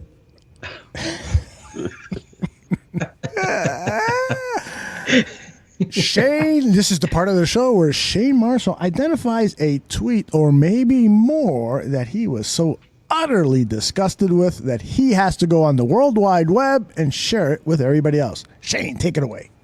Yeah, so we're gonna kick it off with a really, really, really bad one. This one could have been up for the absolute dumbest, but it didn't because we had a late entry. That's gonna clean that one up. But this is Matt Schneidman, and this is a guy that's verified at Matt Schneidman. He writes for The Athletic in Wisconsin. Sent out a tweet that said Brian Bulaga has now dominated Khalil Mack and Daniil Hunter. That and much more as I give my Packers grades. Wow. Now, Phil, we both broke it down. Aldo, I know you watched it. Dan, you watched it. Did Brian Bulaga dominate Khalil Mack, or is this just an asshole that looks at the stat box and stats and says, "Oh, Mack didn't have a sack. Bulaga dominated him"? I think the answer would be the latter. Dan? I saw him raising up a half a second over and over and over too early and wasn't getting false starts called on him, which is maddening to me. So I think he had a bit of an advantage in week one when he got, again, I'm telling you, at least 5-6 times he got out of his stance too soon. So no, I don't think he dominated anybody. Khalil Mack destroyed their whole game plan and Aaron Rodgers' ability to make what he is, and also freed up Leonard Floyd and my boy Roy Robertson Harris. Khalil Mack is as close to a Greek god on football as you could possibly find. I mean, he's an Adonis. He's the best I've ever seen in a Bears uniform next to Walter Payton. I can't give a higher credit. I really need to just do a Tape Never Lies so people can just have an appreciation for how he impacts every goddamn play just by his effort and presence and technique and motor. And the guy has everything. In fact, can you imagine on that screen pass to get to where he was to knock it down, but this motherfucker almost caught it one-handed like a OBJ. In the wide receiver, he almost caught it going down, palming the ball. If you can look at home, Zimmerman, and see somebody grabbing a basketball, but it's a football as it's falling. To do that, you really have to have some special. And this guy almost does. It's things like that that just make me just go crazy over this guy. So this fucking Packer nerd fuck. What is this guy's name again? Let me bring it up here again. I'm It sorry. ain't Eddy Piñiero, I'll tell you that. It is. He writes for The Athletic. Matt Schneidman. SCHNEIDMAN. Bonehead of the day, another day closer to being dead. That's I know this is Shane's segment, and I wouldn't step on that ever, but you all told me to come up with some because Yes. Shane may not have been here. Please let me share one, and I'll shut the fuck up and let Shane do the rest of his segment. I just want you to react to this. This is from Mr. Sam. Hold on. Dan's dumbest tweet of the week. The historian. You have to hear this. Okay. This is from Mr. Sam at Cop Officer God. At Cop Officer God. He says, Trump worthy. I feel really bad for Broncos fans. Their team worked hard for that win, and the refs decided to take it away with that ridiculous roughing the passer call. As a Lions fan, I can empathize. And I'm not saying the Bears cheated, just if that would have been Stafford or Flacco, and he puts an ellipsis and continues because he ran out of room, that wouldn't have been a flag. But yeah, the Bears cheated. Hashtag Bears are the worst in the NFC North. Hashtag Bears cheated. What's Denver? You should have tweeted him back and asked him what Denver's record is. Again, he's a Detroit fan, too, according to his own tweet. But I thought, how fucking dumb is that? But anyway, go ahead. From where? Outside. Noise. From where? Twitter, radio. Yeah. Oh, I give a rat's about Twitter. It's a platform for people that are sitting home throwing an unemployment check, sitting in front of a keyboard. Is that Bobby Bombs? Sounded like Bobby. Hey, Bobby, how you doing? Konnichiwa, motherfuckers. Hey, Dan, your tweet was so good that if you've got any more, why don't you share them with us after Shayne is done? Okay, I was just deleting my screenshots, but okay. Do not Don't delete do that. Don't be a Hillary Clinton. Really good one. That's well played. That is well played. I've got a really good one for the positive one. It kind of goes with our conversation as well. So, all right, Shayne, go on with your second terrible tweet of the week. Okay, so this, well, everybody knows this dumb fuck, Mr. Robert Zaglinski. At Robert Zaglinski sent out a tweet after Eddy Piñiero kicked the biggest kick of his life and hit it. Robert said, all the craziness Matt Nagy deployed over the offseason regarding his kickers was completely unnecessary. The only way you were ever going to know if the Bears had found an answer was when it came time for him to save them. Eddy Piñiero just had that moment now. Well, Robert, how the fuck did you get to Eddy Piñiero, you dumbass? I was so lost there. Felt like I was watching one of those fucking director I think that was movies. one of those ones where Robert was sitting, on his mom's fucking leaf couch from 1984. I'm like, oh, this is... Everybody's jerking off Piñiero. I'm going to send this out. Oh, man. I'm contrarian. My mom's going to make me fucking nuggets. This is going to be dope. I'm hitting send on this. And then, it's out there for everybody to see. I just don't.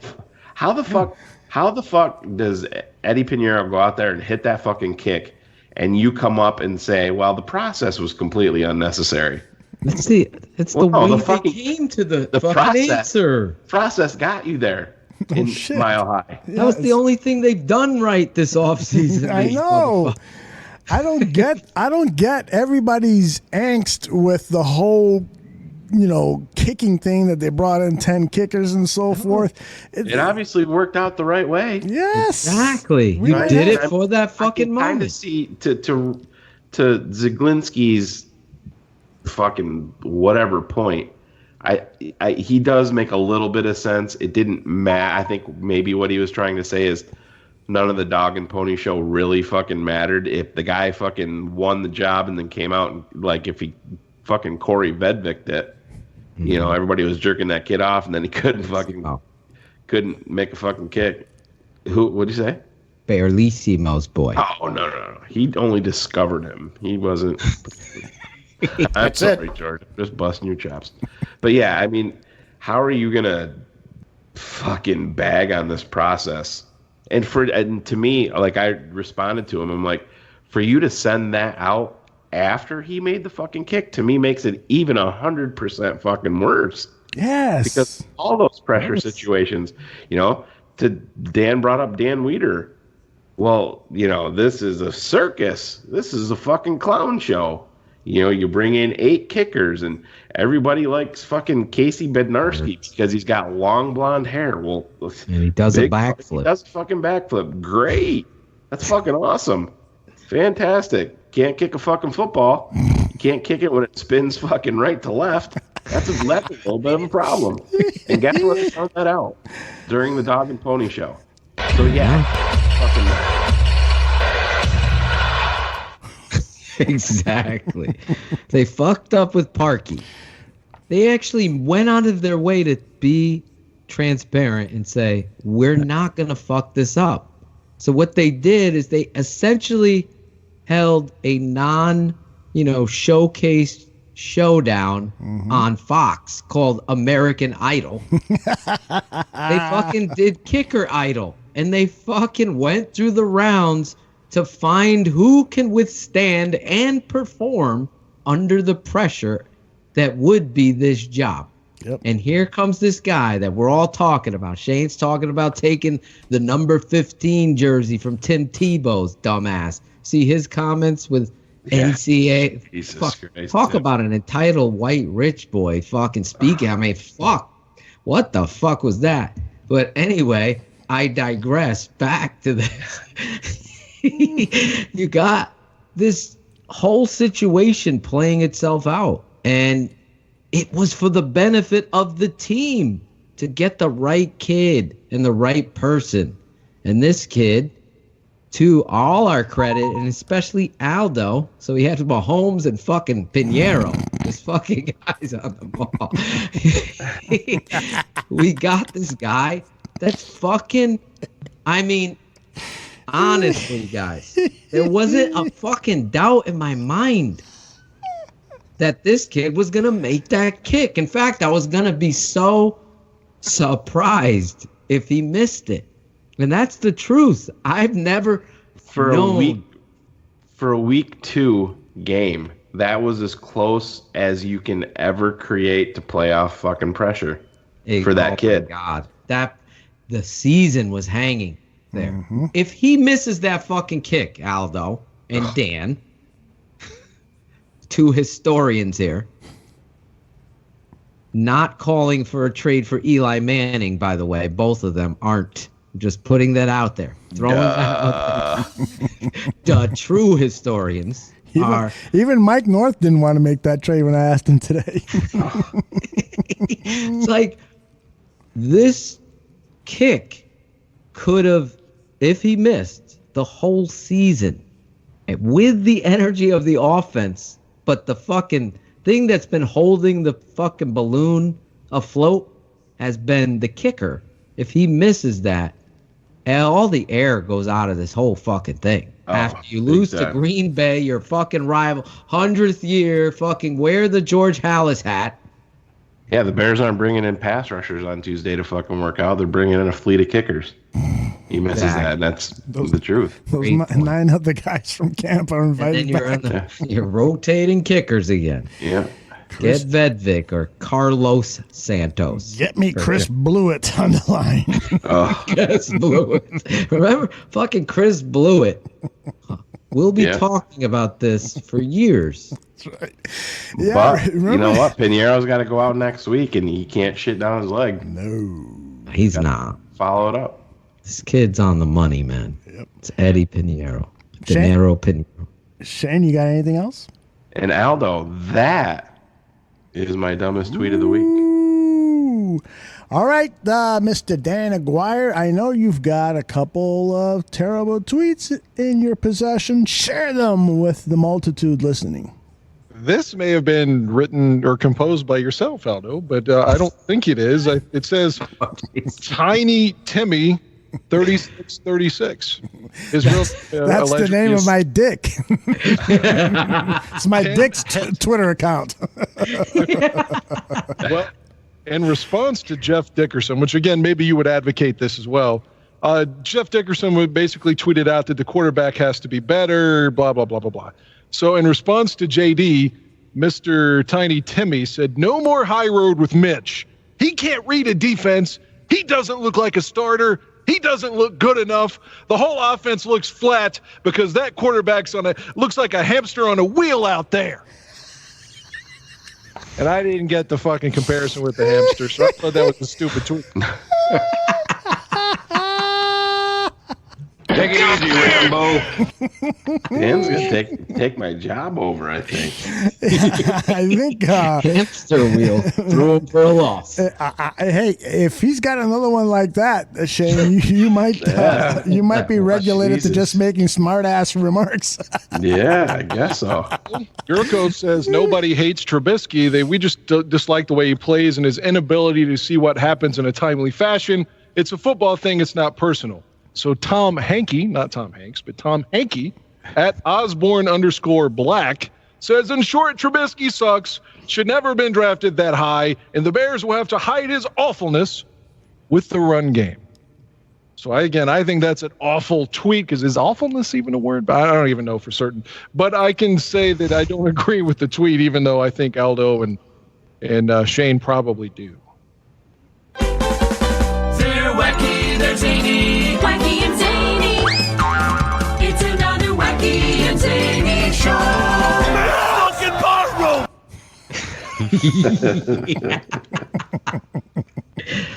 Retro Bush. I have to admit that I am on my fucking game. Hail to the chief engineer. Thank you very much. You are. I'm loving these. You're showing off now. I guess. All right. Let's see. Dan, you are with us for another 25 minutes or so, correct? 29 minutes, but yeah. Excellent. So I'm turning it over to you. What topic would you like to talk about next? Are you doing the positive tweets? We had to do the positive tweets. Aldo's new here. Hold on. Dan's correcting. Look at him. Did Aldo just say he's on top of his game like not 12 seconds? He took a shot. Hopefully, this just will prove that Mitch is going to ball on it this week. Aldo just Zaglinski'd himself. I sure fucking did. Cut your man bun, Aldo. Can I read this one, or does Shayne need to go first? Because I don't want to disrespect him. Well, but first of all, we played the music. Oh, go ahead. Oh, yeah, Dan. Don't interrupt Shayne, Dan. Oh, yeah. I say we get rid of this fucking Aguire guy. He's the smartest man. He loves cats, like Matt Nagy loves the shotgun snaps. On third and short, our historian and our smartest man are sure to run and not to pass. He's the smartest man. And Dan. And these are their best tweets of the week. Well done, Phil Linsky. I haven't put on my radio voice there. Go ahead, Dano. All right, now this, I will dedicate this to Aldo and to Shayne. This is coming from, you might know him as the Super Bowl 34 most valuable player. He's got the blue check mark. It is Kurt Warner. I'm tired of listening to people who know nothing about the quarterback position, what constitutes a good read, what it means to have the ball in your hands, and not trust guys around you, and how important it is for a position to need a team around them. Just quit talking. For those of you with legit takes, I'm here. I'm here to talk to you. That is awesome. Kurt Warner, I applaud you. So again, that was in response to, maybe I'm inferring, but this was on a thread against Trubisky, and that was Warner's response. Yeah, I'm with you. And I'm happy as a clam. All right, so we're gonna ping pong back. So Shayne, your turn. Yeah. I'm not going the Kurt Warner route, but I got one here from Kevin Fishbane. Had a direct quote after the game from Khalil Mack, and he said, "Eddy P, you know what I'm saying? The birthday man." And he came out and nailed that motherfucker. I love that. When he said that, the music, please. When I saw that and saw the video, I think Dustin might have sent it to me, maybe, or we were talking about it. I'm like, that's the perfect fucking quote for it. And I mean, for you're really one of your team leaders and the best player by far on your team to come out and say that. If he's feeling that, the entire fucking team knows that this kid's got swag and fucking great big huge balls. And they believe in him, and I loved Khalil Mack coming out and saying that. I loved it too. Dan, what do you got? This one isn't my real one, but I'm going to share this too. I used her last week. At Daydreamer. There's like a couple extra ERs on it or something. Eating pineapples because apparently it makes my vagina taste sweet. But here's my real one. So, what was that Twitter handle again? Can you spell that very slowly for me? Yeah. You really want? It's at Bears fan Dan. It's Daydreamer and then MEMER after Daydreamer. Got it. It's like a stutter. Like yeah, but her shit's always talking about how she likes to swallow cum. And oh, really? It's probably a guy really typing this shit, pretending to be this. But anyway, here goes the good one for you. I can promise hold on a second. Dan. Hold on a second. Let me tell you one thing. I've been told that my sperm tastes like coconut. So if she and I were to have sex, we make a pina colada. Hey. If you like pina colada, boom, I meant to say call up Gandia. Boom, boom, boom. Everyone always gives Phil shit over those burner accounts. Did you see DirecTV is actually being accused and sued over inflating their what are they call their mobile app or whatever, for inflating the amount of customers using it by using quote fake accounts. Ooh. So yeah, considering Phil and I are always bitching about DirecTV, I thought that was fun. I tried to get that in earlier, but anyway, here's the tweet. DirecTV sucks, by the way. Their customer service sucks. Since AT&T took over, for sure. Oh my God! For then, it was so great before AT&T bought it, and now AT&T's trying to sell it, and they want Dish Network to buy it. It's crazy how bad it is. At Mike Berman, NBC, who's also verified, but honestly, I don't know who Mike Berman is. I'm just being completely honest with you. At Mike Berman, NBC, this was a good one. An encouragement, I think. And that's why I keep saying, like, pump the brakes. Let's just not give up on Mitch or the season yet. Kyle Long says getting back to basics could be the key to getting the offense going. He also says the Bears are trying to figure things out. Quote, I know the amount of work the people in this locker room put in. We're going to be here until it gets fixed, until we get it right, end quote. That was encouraging to me. I know everyone immediately started saying, oh, they're going back to the basics because Trubisky sucks. But see, I took that as he's saying the entire offense is accountable for this. Right. It's not just number 10. Everyone is playing under their capabilities thus far, and everyone's aware of it. They're cognizant of it, and we're trying to get better. We're going to get better. No argument there. I like that tweet. It's a good one, Dan.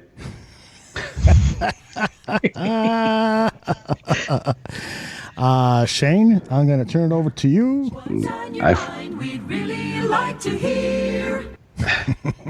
I feel like the quality of my tweets just aren't up to Dan Aguire's gold standard here, but I can't tell if you're facetious or you're really you're saying I suck, or I can't really tell. I'm being totally honest, Dan. Okay. It's a compliment, Dan. Yep. We'll probably have a conversation about this at about 3:34 a.m. I was paying you a compliment for sure. What was that, Dan? What you got? What you got there, Mr. Shane? So ESPN Stats and Info sent out a tweet. It said the Broncos became the first team to convert a 2-point attempt down 1 in the fourth quarter and still lose since the NFL adopted the 2-point conversion in 1994. Dan knew that. Of course. He is our historian. I did share that with you all in our text, but that's why you didn't let me get there, Dan. Oh. I was going to give you some love again. Jumping the gun. More love for Dan Aguire. I was going to say that jumped the gun in the bedroom. Directly from the barroom historian, Dan Aguire. There's no facetiousness. It's all fucking love. That shit up, Dan. Uh-oh. Is he there? Shout out. A what? I said thank you for the shout out. Okay. I thought you said, is that a fake shout out? I'm like, that's what I thought too. He broke up for a minute. I'm breaking up? Just for a second there. Real quick, yeah. But you're back. Oh, yeah.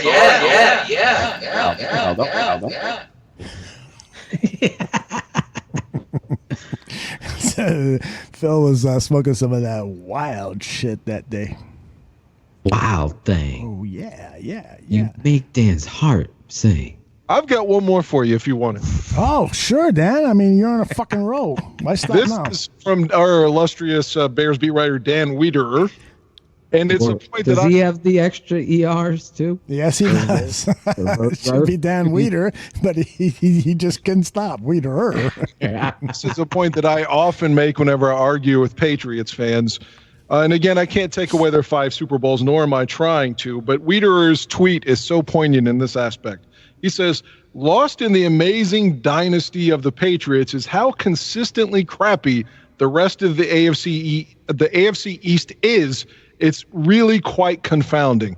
And I concur 1,000% because every year when you can go 5-1 or 6-0 in your division for like 2 decades, no shit, you're always in the second round of the playoffs as soon as it gets started. And then they get a team like the Texans that wins a wild card game and has to come up there, then you're in the AFC Championship game. Every fucking year. If the Patriots with Mr. Brady was in, say, the AFC North and had to play Pittsburgh and Baltimore twice a year, and even when Marvin Lewis was in Cincinnati, or even the NFC North, they go 9-7. Man, they fucking get a free ride in the AFC East, and I fucking hate the Patriots. They've been cheating for 2 decades. Tell us how you feel, Dan. Don't the Patriots have 6 Super Bowls? Whatever. God damn it, Dan. You're supposed. This is your coming out historian party. If you really wanted me to break it down, I could off the top of my head on their Super Bowl. There it is. Off the top of my head. That's Richard Nixon. I was very impressed. Now I hope this shit goes viral. I want everybody to hear What Dan said. Dan, that was going very, all in on the Pats. That was very good. They've been cheating for 2 decades, and every year they get, like I said, they get a free ride with their division. Miami has been horrible since Dave Wannstedt was gone. Yep. Buffalo's been horrible for 25 years, with the exception of 1 playoff run, and the Jets had a couple years with Herm, and that's it. You're absolutely Ryan right. took the AFC title game. That's all. Rex Ryan took them in 2009. I'll give him that. I am so with Dan on that one. I think that might be the fucking tweet of the month. We're gonna give tweet of the months. No, because I've been thinking about that recently too. The fucking Patriots have gotten a free fucking ride with that division that they play and those god awful teams. And now with the Dolphins tanking and the Jets in disrepair, they've got fucking Brady.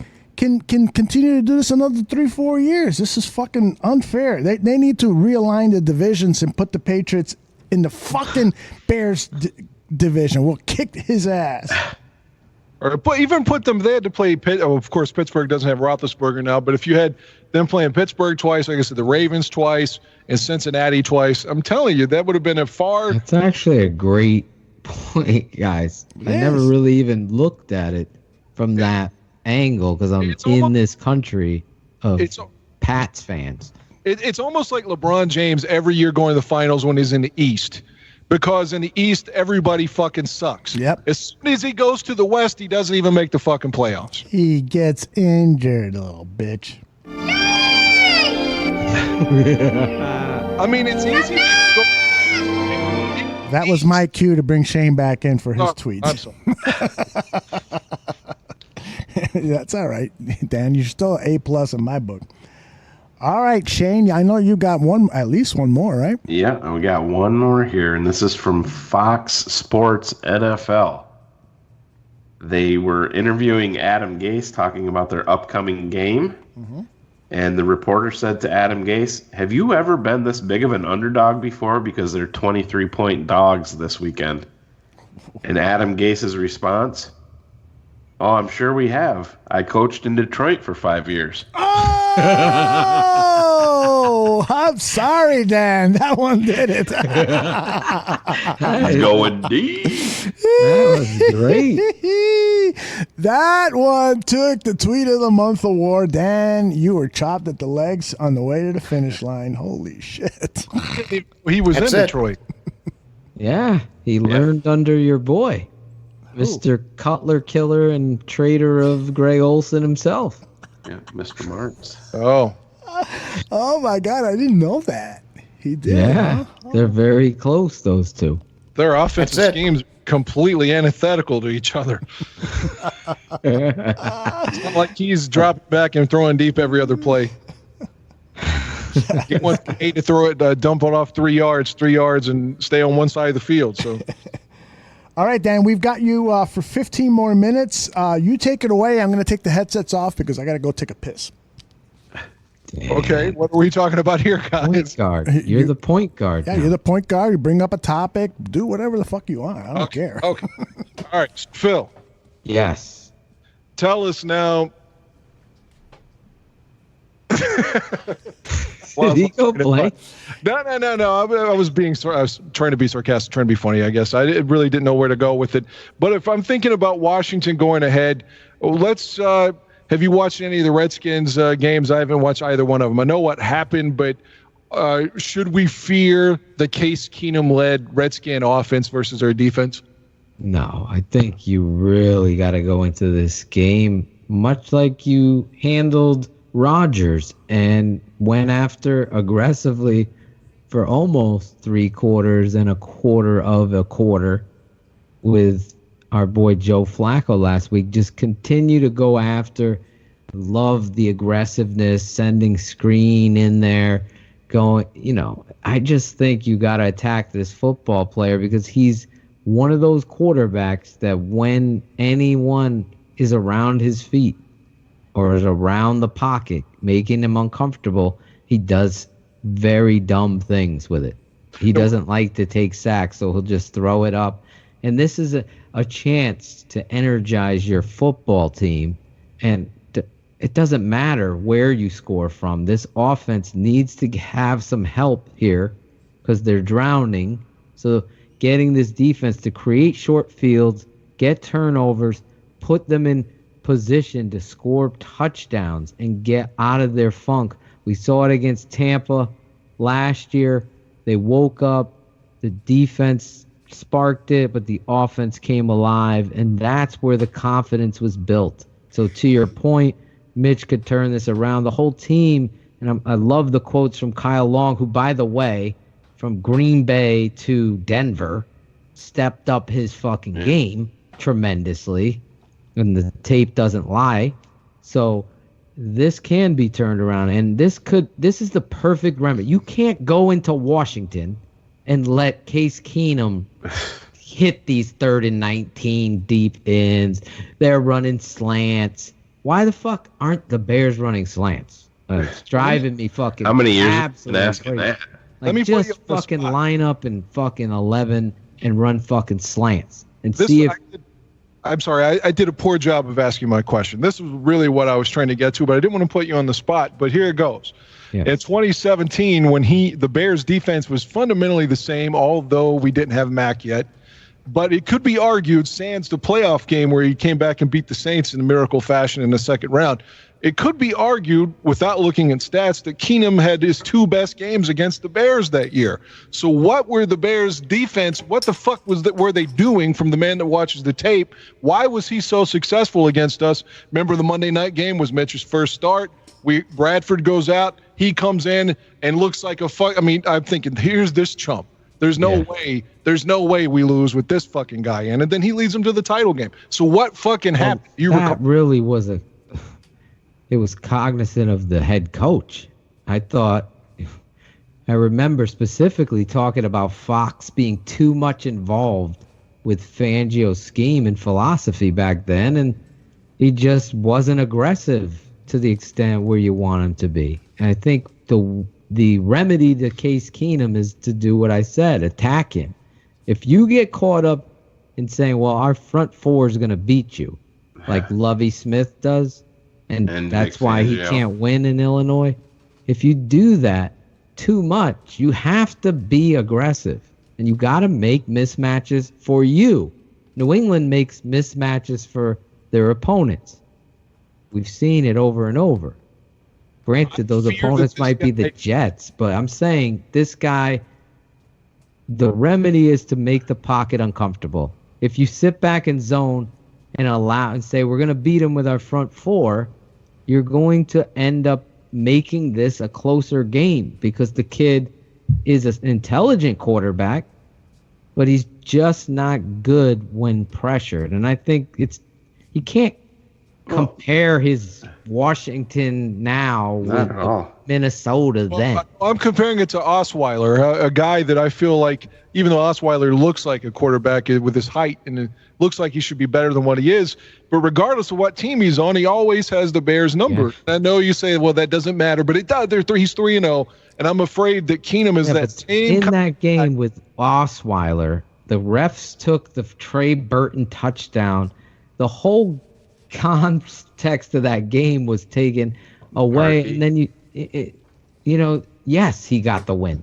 Yeah, was Osweiler the reason why they won? They ran fucking, like you said, 2 outrageous bubble screens, and the guy's breaking off 80-yard touchdown runs when the game should be over. But don't forget, he started his first NFL game at Soldier Field, and like always, like against Kaepernick, we always make the guy making his first start always looks polished against us. And again, when his first game as a Texan in 2016, he looked really good in that game as well. But anyway, my point was to say, analogous to someone like Osweiler, I hope that Case Keenum isn't another one of these mediocre quarterbacks that the Bears, for whatever reason, can't beat. Well, they have to. And like you brought it up with Khalil Mack, but Roquan Smith also wasn't here. True. So that's great. That's a huge deal.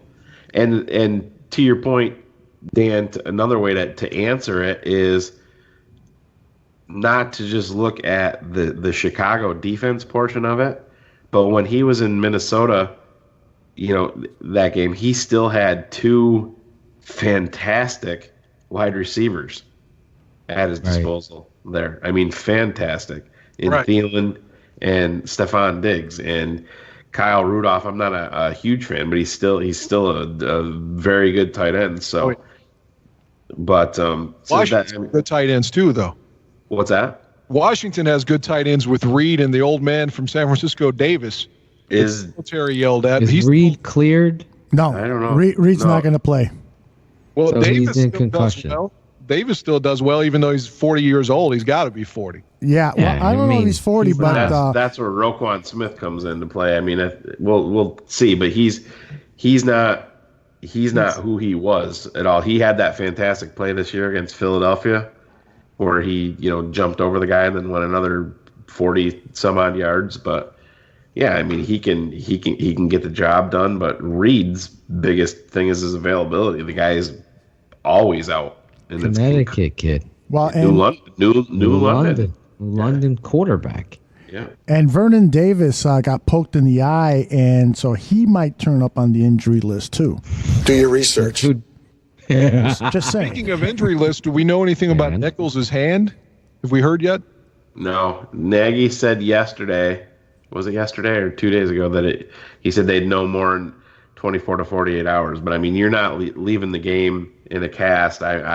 I'll be surprised. I mean, you can club it up, but we'll see, because they haven't made any corresponding move if he is out in terms of bringing up Abdullah Anderson or anything like that. So maybe that is a good sign. Club him up and go to work that way. Mm-hmm.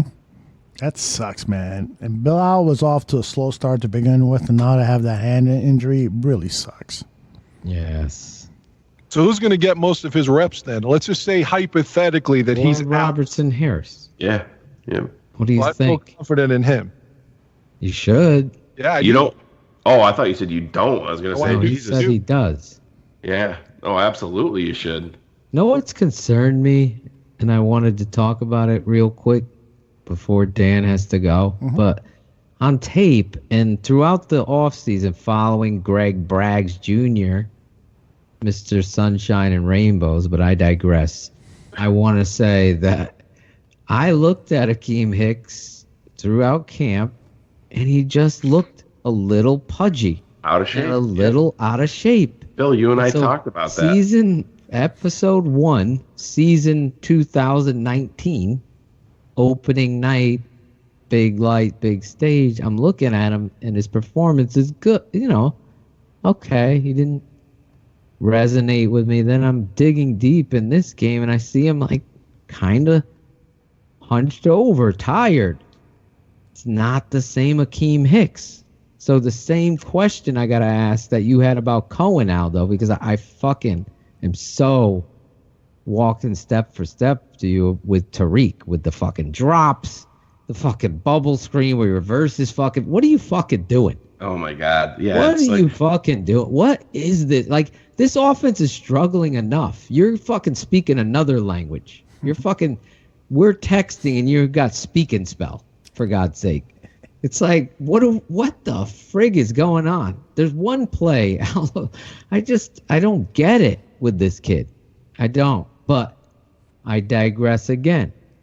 And I think it's a big week for Akeem, and the fact that it goes back to what we're complaining about is that's another guy that didn't. This guy's 335 pounds. Mm-hmm. There's no reps like live reps in a game. Point. And you can drag a little bit in week one. Then you have the altitude and the heat and all that contributing in week two. So I Monday think night. I'm gonna I predict It's gonna be a fall night. Yeah, Aldo. I predict a big bounce back game for number 96. Put the pressure on him. I agree. I think Hicks deserves a bit of a pass on that. If you think, again, Mac was tired in Denver as well, and no one's going to say that he's out of shape. And I remember, again, listening to Dan Hampton, he was saying that as a Bear, when he played, he literally needed 3 preseason games, he said, to get his timing down. He said that he absolutely had to have the preseason for him to be ready. And again, Akeem didn't have the preseason. I think he'll be okay. I think he'll be fine. I agree with you, but I think that's the point, is that because they don't have the preseason game, because they don't have the two-a-days, that they're not starting the season in optimum football shape like we've seen in past years. Greg Braggs in the chat room says that Akeem was as fat last year as he was this year, and I totally agree. I think if you guys remember, I brought that up last year, that Akeem looked heavier in 2018 than he did in 2017, and I think it again is just the reality of the NFL now, and maybe the Chicago Bears are not pushing their guys as much as some other teams are, but I just think it's the part of the collective bargaining agreement, and maybe it's part of the way the Bears condition their athletes. Yeah.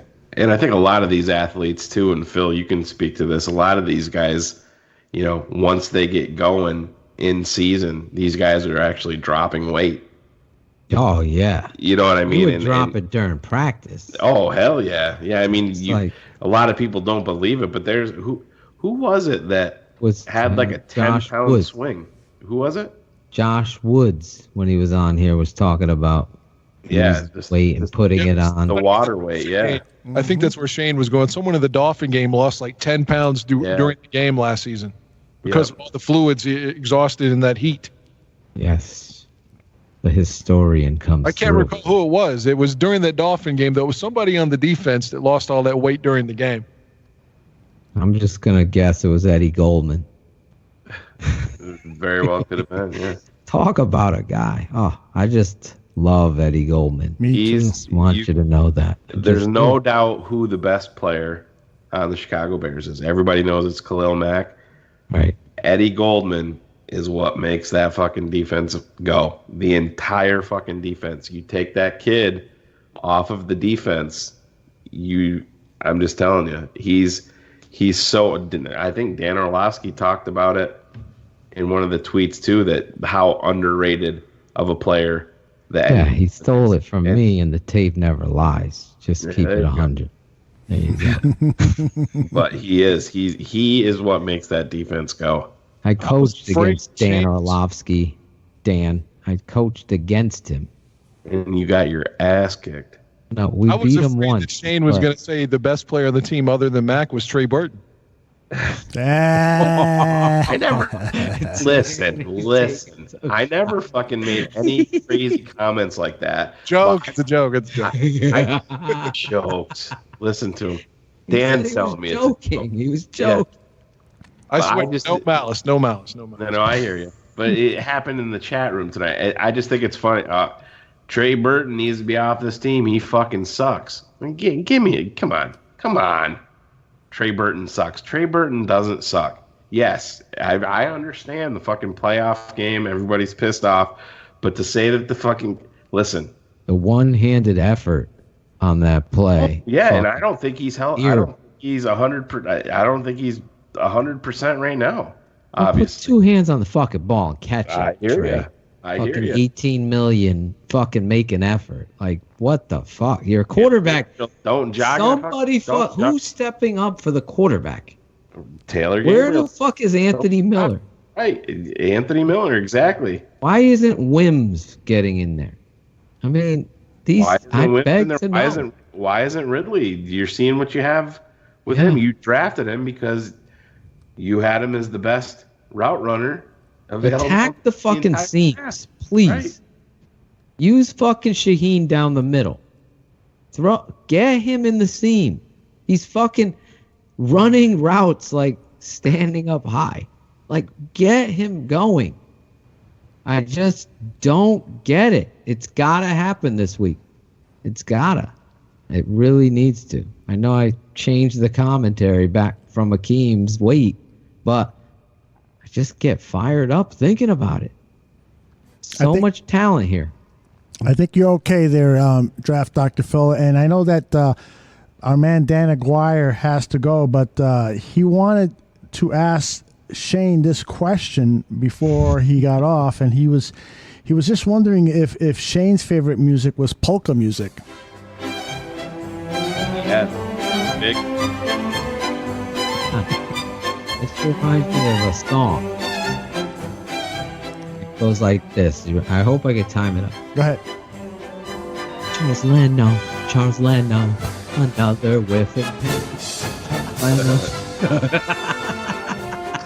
That's good. That's good. Keep it going. Keep it going. Charles, please show us that you are an NFL footballer. Oh, yeah. Dan, I like square dancing music much better than this shit. As I leave, because I do have to go, I apologize. And I appreciate the opportunity as always. I just want to say my thesis of the night, if I have to put everything I said into one soundbite, I think that we need to be proactive and not continually, again, what if we had the other two guys? We've got Trubisky. It's week 3. Let's go. Let's not write him off yet. And for fuck's sake, let's quit worrying about what Mahomes is doing, and let's try to get a second win this Monday. It's funny. You know what I'm concerned about, Aldo, though, real quick before Dan leaves? Is why was Jim McMahon such a fucking pussy? Well, and before Dan leaves, I was just wondering myself, I wonder what the show would have been like if Dan wasn't on the show. Was it that bad? No, I'm just kidding with you. I love you. You know I love you. I have to respond on the McMahon thing, and then I got to... Okay. Dan, I wasn't being honest. Raiders, I knew that would fire you up. The man against the Raiders had a lacerated kidney, didn't know it yet, and was still in the huddle. He's got another kidney. Give me a fucking break. He's got 2. The Charles Martin game that everybody talks about, the Charles Martin game, he played another 2 quarters after that. He didn't exit the game to the middle of the 4th quarter, and as we know now, his fucking shoulder was gone after that. He had to have major surgery after that and missed almost a full calendar year, but yet there he was trying to go. The guy had heart. He was hurt a lot, but he gave up his body, and the Bear fans, in my opinion, until recently, didn't appreciate how good that guy was. Yeah, he was hurt a lot, but he fucking gave you his all when he was out there. And for everything that people say about Cutler didn't do this, didn't do that, Jim was liked by his team, and other than like Hampton, for the most part, he was liked by his team and respected, and he gave it his all. And that's all you can ask for, man. A fucking guy that's going to put his ass on the line. That's what he did, and that's why he won. You are the historian of Bears Barroom, and we cannot wait for your next 1-hour special. We don't know what the topic is, but I do have a suggestion here. It should be based on the John Fox era, and if you are going to do a special on John Fox, I suggest you use this as inspiration. Hold on. Now we fired John Fox. Now we fired John Fox. Now we fired John Fox. Now we're gonna win the Super Bowl. All right, last thing, and I really have to go. I love this guy. I don't want to do a Fox thing because Marilyn Manson. There have been a couple. No, there've been a couple of seasons that I've sort of just blacked out and checked out on. That was the second half of '98 with Steve Stenstrom. '92 when we started like we had like Will Fuhrer in there. I'm like, oh fuck. 2004 with Jonathan Quinn, and certainly 2016 with Brian Hoyer and fucking what was the other kid's name that came in and they almost won in Detroit. Barkley. Yeah, Matt Barkley, like those games. I watched them, but I didn't retain the information the way I should have. So coincidentally, so did the Bears zone out on that. God, those are some of the worst do years. your research this week. I would you have every game to catch up. I do, but I don't want to rewatch those games. Must do it in order to break the funk of Washington. No, let's just let that go. I can talk maybe about the Redskins, all the games we've lost to the fucking Redskins. Yeah, but if you could get it out by Friday. Jim McMahon, by the way, 46-15 is the Bears quarterback. 46-15. And if you count the postseason, then he's 49-17 as a starter. And again, he won all those games consecutively until Butler missed 2 extra points in Denver. 28 straight starts. You can say, how weird is it that Butler missed those extra points, but Piñiero buries 53-yarder. What was it, 2 53-yarders? 53 and something else, I think it was. 53 and 52, but I got to go. Gentlemen, love you all. Got to go. Love you too, brother. Later, Dano. Love Dan. All right, we are Saturday once again. I love that. I am so glad you found that. So Phil, we got a thing going in here in the chat room, and Chicago Dave wants to know why Trey Burton. His philosophy is that Trey Burton sucks and that he's just completely soft and that he doesn't. I said he's saying that I'm saying that he's great. I'm not saying that he's Jason Kelce or anything like that, but I'm saying that Trey Burton can dictate coverage without even catching a fucking pass in this offense. Explain Trey Burton when Trey Burton is playing the way, when he's healthy, what Trey Burton means to this offense. Oh, Trey Burton's impact is in this past game. Even his blocking, he messed up one blocking assignment. I put it up. It was to showcase the lack of communication with him and Charles Leno.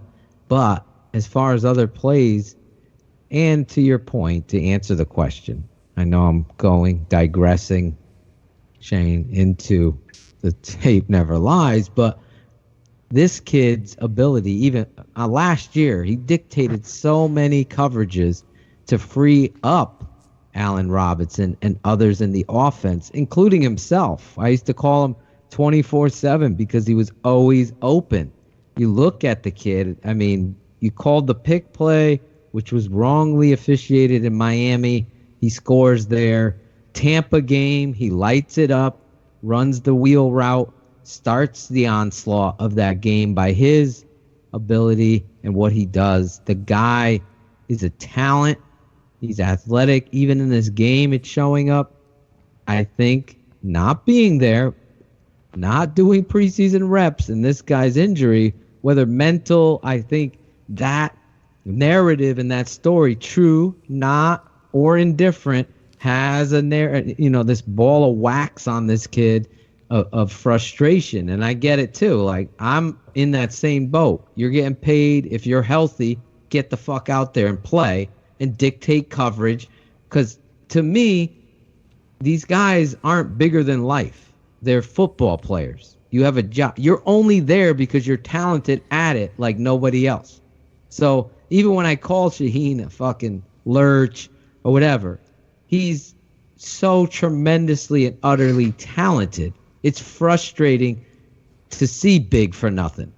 I used to see kids that were fucking huge Adonises. They did a steroid cycle, Aldo, or did something, and you saw them walk in the hallway, and as a coach, you're like, you gonna come out for football? Yeah. They come out there, they're the biggest pussy on the fucking field. They're the biggest kid, but it's in someone's heart. And then Trey only can answer that. But when I watch what he does for your philosophy of offense, he does dictate coverage because he's able to get depth and attack those linebackers and do things. In fact, if Mitch was a little bit more patient in the offense, maybe if he wasn't thinking and the coaches weren't tight, and then people would see it. And I think that's what Aldo, I'm step for step with the guy. I got to give him credit tonight. He's been on his game. Best ever. Drops everything this fucker's doing tonight. I forgot that Bacardi was a fucking Puerto Rican rum. I'm like, what Puerto Rican rums? Yeah. Bacardi. I'm like, oh my. I was feeling God. like shit when I read that. I'm like, what the fuck, Phil? I didn't know. I'm like, what Puerto Rican rums are there? I guess I just fucking assumed it was like Mexican. Oh, but man. they don't make rum in Mexico, do they? No, they only it's make tequila. Tequila in Puerto Rico. I can't drink tequila. If you ever go to Puerto Rico, make sure you take the tour at the Bacardi distillery. I've never been. Oh, you gotta go, man. We need you down there. Spend some of that money you got. Yeah.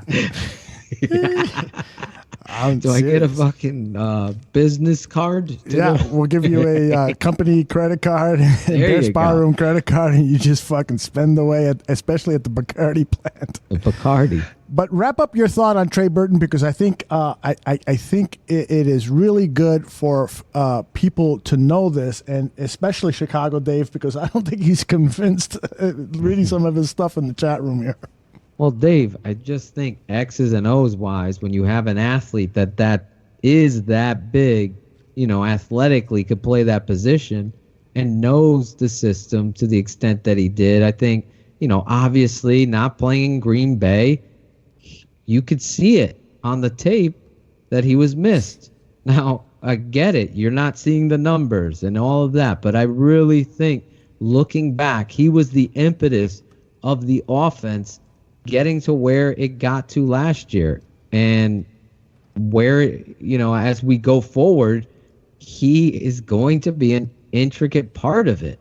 It's like his effect on the coverages alone, taking those safeties out of the box, can help the run game.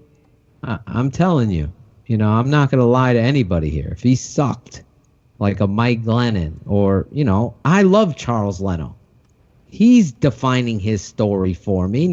I'm not going in there to look and say, let's make fun of this guy. It's embarrassing for me as a fan of that team and as a coach and a football guy to watch Charles Leno's effort. That fucking Zimmerman, I don't know, he was paying for a friend, then he had to upgrade himself. Sounds like a selfish cat. Like, oh, poor me, I got to sit in the front row. Like, okay, Zip, but if you're paying at least for he a brought product, his phone. Yeah, at least, right. Gotta bring your phone if you're a fucking show about being a fan in the stands. Let me just fucking say that for anybody listening right now. I digress again. But Trey Burton, his impact here, I look at it on the offense. David Montgomery would be my best offensive football player, and then Allen Robinson, and then Trey Burton. And that would be how I'd rank these guys right now in looking at them. So let's see how he goes moving forward. And if he pusses out, I'm sure I will divulge that on the Tape Never Lies. It must be true, 'cause I heard it on the radio. It must be true, it must be true. And there you go. All right, how much more time we've got? I know we've got a sick guy in the bar room here, Shayne Marsaw. He's been. Did you do any of that Bacardi, Shayne, or you? No, I have some of that toasted coconut in my system. That is good. That's a good second choice. Is that but yeah, I'm not sure if it was the right way to go for me. But, feel sloshing around down in there with some of the fucking water and other shit that I was drinking. Well, yeah, feel like Ron Burgundy. I'm not sure milk was the right choice. Well, I got to tell you, I think your performance tonight was excellent, along with Dan Aguire's and Draft Dr. Phil. And I must say that I think I did a pretty good job, too.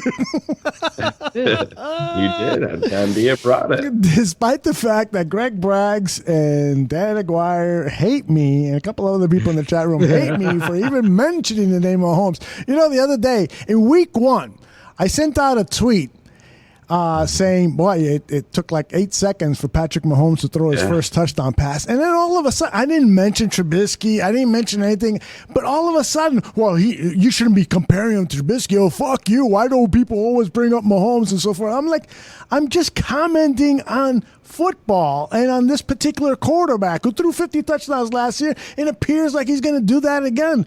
And it's like people are so hypersensitive about this whole Mahomes thing. I don't get it. You know, it is what it is. He's a great quarterback. We missed out on a great one. And hopefully Trubisky turns out to be great or at least close to great. I'll take that. I'll take a top tier 2 quarterback. It doesn't have to be a tier 1 to win with the cast that he's got around him. He's got a fuck you, dude. Can we give Mr. Braggs an update on the Cubs? What is the deal with the Cubs? Is that bad? Is it bad? Cincinnati Reds 3. Oh no. Chicago Cubs 2. And final? Final? Yeah, it's I believe it just went final. Oh, that's bad news for the Cubbies because now they are officially behind in the wild card race because I believe Milwaukee. Let's see. I'm gonna fuck up the flow of our show because we're gonna talk baseball now for a second. Unequivocally, no. I don't even know if Milwaukee was playing. Do it to me. Don't do it. Don't go. Don't fall victim. No, actually, the Milwaukee talk about football. Milwaukee Digress lost that way. So I'll just say this: Milwaukee lost, so the Cubs are still tied for that final wild card spot. So the Dodgers are going to win another one. So oh my gosh, I mean. You have to bet. I think Shayne. I looked at this the other day. You have to bet like about $5,000 to win $100 that the Dodgers are going to win the National League pennant. It's such a fucking. Oh, I don't obvious know. Their relief pitching is sketchy at best. Well, but who's got a better team? Not the Cardinals. Cardinals are playing well now. Anything can happen. Anything can happen in playoff baseball. That's probably just me trying to make myself. Bring myself down a little bit. But I mean, they're playing well, but that bullpen scares me. Yeah, I don't know. I would love to see the Dodgers in the World Series again, and for them to lose the World Series while we're on the air again with Shayne Marsaw. That's just good radio. I'm sorry. Yeah, last 2 years. Sometimes we're funny, sometimes we suck.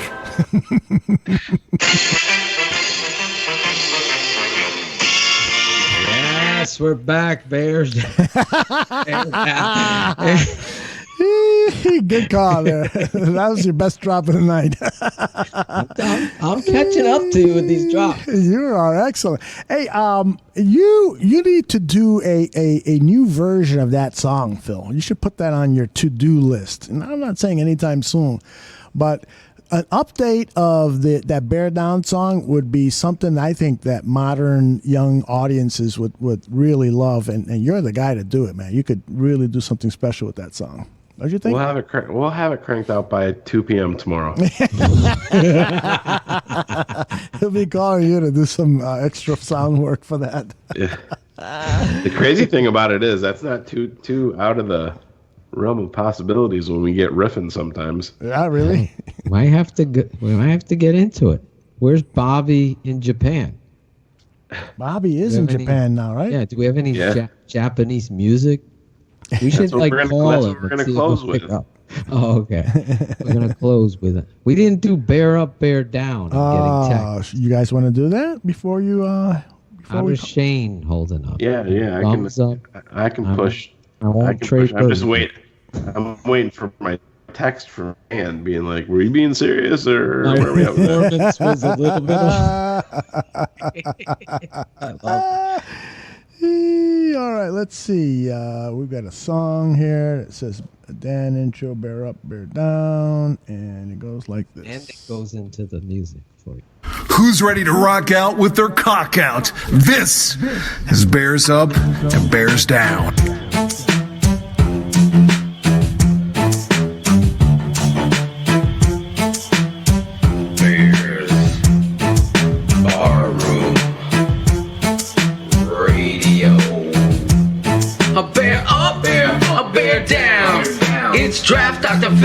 the smartest man around. A bear up, bear up, bear down. It's Draft Dr. Phil and the smartest man around. A bear up, a bear down. It's Draft Dr. Phil and the smartest man around. A bear up, a bear down. It's Draft Dr. Phil and the smartest man around. A bear up. This week, Draft Dr. Phil and Shayne Marsaw, the smartest man in the bar rooms, bear ups and bear downs of the week. A bear up, a bear down. Draft Dr. Phil and the smartest man around. They're watching the tape and weighing. The game is done. The Bears have lost and won. They're playing the tape and grading. Bear up, bear down. Draft Dr. Phil and the smartest man around. They're watching the tape and weighing. Top five. Top five. Could My be top wife's three. number one song. Who's number one? My wife. Oh, She's really? like, I just love fucking bear up, bear down. I could be my number one too. I'd have to sit down with a couple of bourbons and put the order together. But it's definitely top five, maybe top three, maybe even number one. It's a great Really? fucking song. I want to get some of my fans' favorite, like you out there. Mhm. Aren't afraid to give me credit where Shayne is, and only does it privately, and according to Riley, plays my songs often in his truck. Riley with the truth. But I want to just say real quick. Uh-huh. My wife's top five. Uh-huh. Oh, she's getting Bear into the up, top bear five? down. Okay, number one is Bear Up, Bear Down. Yep. 100 Proof. Intro number 2. Yeah, that's Dubai Mark's number one. He said that earlier today in the chat room. So Steffi O's number 3. Thank Can you. we just do Divine. her? Can we do her top three? Okay, we'll do her top 3. Number 3 is Last Call. Oh, nice. I She like really that too. She's like, I can't get it out of my head. It is awesome. It's because Phil's playing it constantly. Oh, No. babe, listen to this. Listen to this, babe. I swear. I was surprised. Tape Never Lies song she likes, number 4. That's a great And one. 5 was the Christmas song, Burn Down House. Yeah, That's in my top 3. That's for me sure. too. I do like that I one. fucking love that song. And I want to hear Alice it. Wall is gonna but I do burn like down. You can end the show. When Shayne leaves, we'll play. No, I will play that fucking song every day of my life if we win a Super Bowl. Oh my God. I'll We play gotta all do your it. songs. We got to do and we have to do it when the season's over. But Right. we have to do an all music show, just like 4, 5, 6 hours. The 3 of us, we bring in a bunch of guests and just talk and play I'm all the sick. songs and stuff.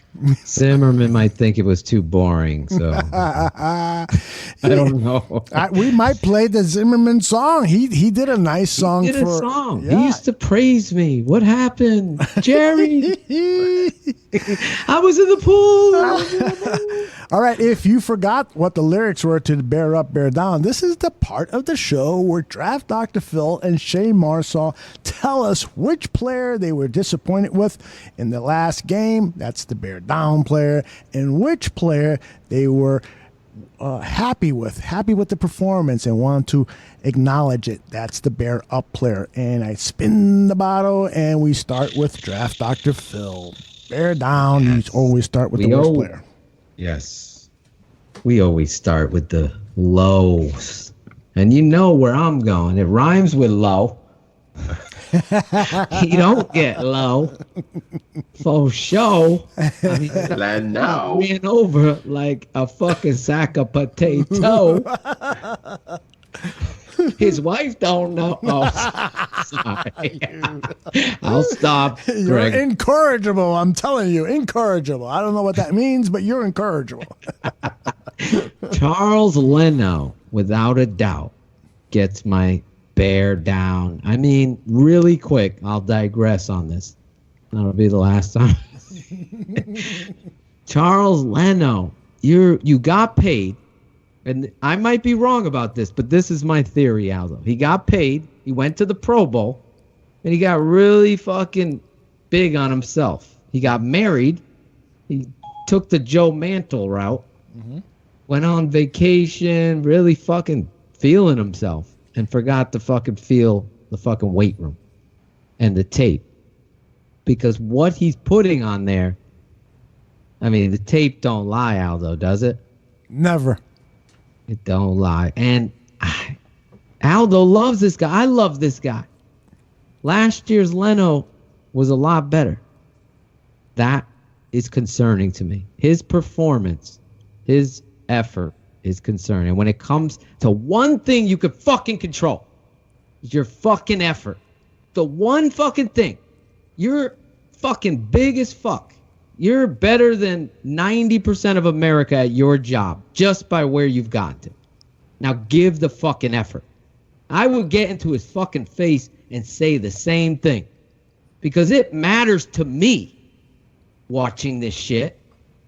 Because I care about Mitch. I care about fucking young David Montgomery's confidence at the goal line. I care about it. Do your fucking job. Go out there and play. And you, Charles Leno, are my bear down. Wow. If Mrs. Leno is listening right now, I just want to say that that's the opinion of Draft Dr. Phil Atoshin and does not represent the thoughts and views of everyone here at Bears Bar. We have you make one of those. These are just really quick, you know, like the fucking micro machine. These are only the thoughts of Draft Dr. Phil and whenever. Exactly. I'm gonna do cell phone commercials always. Yes. I'm gonna. We'll screw you over and tax you a lot. I'm gonna write the script for Dan. He can do that for us. Let him do it, and then just speed him up. Yeah, exactly. I'll give him like 5 minutes worth of stuff. It'll be like in 10 seconds. Exactly. That would be awesome. All right, Shayne. I'm sure this was a very, very difficult decision for you. We're on the edges of our seats. Who is it? Well, I'm going to start things off by honoring who I'm going to give my bear down to by pushing the digress count up to 10. So there you go, Braggs. But yeah, young Mitchell Trubisky, if we would have just drafted Mahomes. I'm kidding, Dan, Braggs. You guys can stop crying. No, Mitch really disappointed me going back, yes, fourth quarter, making that big play. I had no patience for the easy throws that are right there. And you talk about Mitch processing, and like I said, it just goes back to, I think Cars hit it talking about it before, that Mitch in press conferences, that shit all transfers over. I think he's just slow to process things because there's a couple of house calls there. Like Phil, and I was talking to Phil, and he's like, yeah, man, it's snap and fucking go. And there's sometimes he's not even fucking looking there because he's predetermining at the line of scrimmage where he's going to go with the fucking ball. And right. When there's an easy fucking play there to be made, what better way to get a confidence boost for your quarterback? But instead, Mitch is trying to make a more difficult throw, and he's losing his mechanics doing it. So, to me, Mitch Trubisky, he's definitely my bear down this week. I was very disappointed in this play. Yeah, and, I can't argue with that. I'm disappointed with it, and I still have a lot of hope that this guy is going to turn things around. Phil, do you remember when you came to Chicago for the Tampa Bay game? Was that game 3 last year? Or game 4? You know what? No, it would have been game 4. Okay. So because they did Green Bay, Arizona, Seattle, and then it was Tampa, correct? Yes. Was it Seattle before them? Maybe not. I don't know. It might have been the third game. Aldo might be right. What was it? It might have been the third game. Because here's It was in September. I know my that. My gut feel is that Trubisky is going to have a Tampa Bay type game. And, I'm not saying he's going to throw for 6 touchdowns at Washington on Monday night, but I'm going to say that he's going to perform in a way where people are going to go, oh, thank God, that looked good. And I truly expect that. I think a lot of Tampa was week 4, September 30th. Week 4? Okay. So Seattle was week 3? No, Seattle was week 2. Oh, that's right. Okay. And he didn't play terribly against Seattle, if I recall correctly. No, he had the nice little rollout to Anthony Miller. Right. Yep. Right. So my expectation but one is big play, to your point. Right. Yeah. Right. Right? Because he wasn't it wasn't, this is the Trubisky. Right. It wasn't this 60 minutes of consistency that we're hoping to see. Exactly. And I'm not saying that he needs to lead the team to a touchdown every series, but, How about one? Exactly. He's led the team to 1 touchdown in 8 quarters of play, and it's a running touchdown, and the head coach took the ball out of his hands. He says, I'm going to fucking run this ball in because right now I'm not too confident my quarterback can throw it in. And we just can't. Let's go. We're going to get this shit done. Thank you. So we cannot argue with that, but I just have a gut feel that this week, because my point is that he has played 2 really fucking good defenses, and now he is playing against a defense that's a little bit more to the average of the NFL, and I think he's going to do well. So I think number 11 and number 4 overall. Jeez. And 11 is only because they played the Raiders and they had some difficulties in their first game under their new head coach, but that defense is better than an 11th ranked defense. That's a dynamic defense with great pass rushers. So all right, well, let's move on, and I want to play a little of this because I love it so much. Cheeto blockies, I take them out like my girlfriend. Smack 'em, flip 'em, and stick 'em until you can't bend. Till then I'm still I got hype credential. Barflies, thrown out fraud, brothers like Nintendo. 5'7" kind of a small one, but I still store bums. Key suckers in doldrums. As I'm speaking and taking a change in my English, I quickness to get rich. I like chalk, but not chips. Connecticut in the house, but the barrooms where I live. I'll bear up, bear down. Draft Dr. Phil and the smartest man around. I'll bear up. All right, we are moving on to the Bear Up, and I just love that fucking song. It is excellent. All right, Phil, take it away with the Bear Up. This is the ultimate fucking layup. It is. You think so, huh? And this is exactly where I'm going. I sang a song about this guy, Aldo. Maybe a little piece dropped in there, or no? Oh, yeah. I got it all queued up, ready to go, brother. All right, give me a little taste of this. As I get into my Bear Up,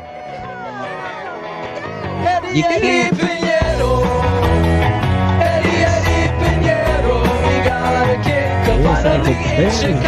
Radio. This is Draft Dr. Phil's world premiere. Yesterday, and I can talk to the top of the radio.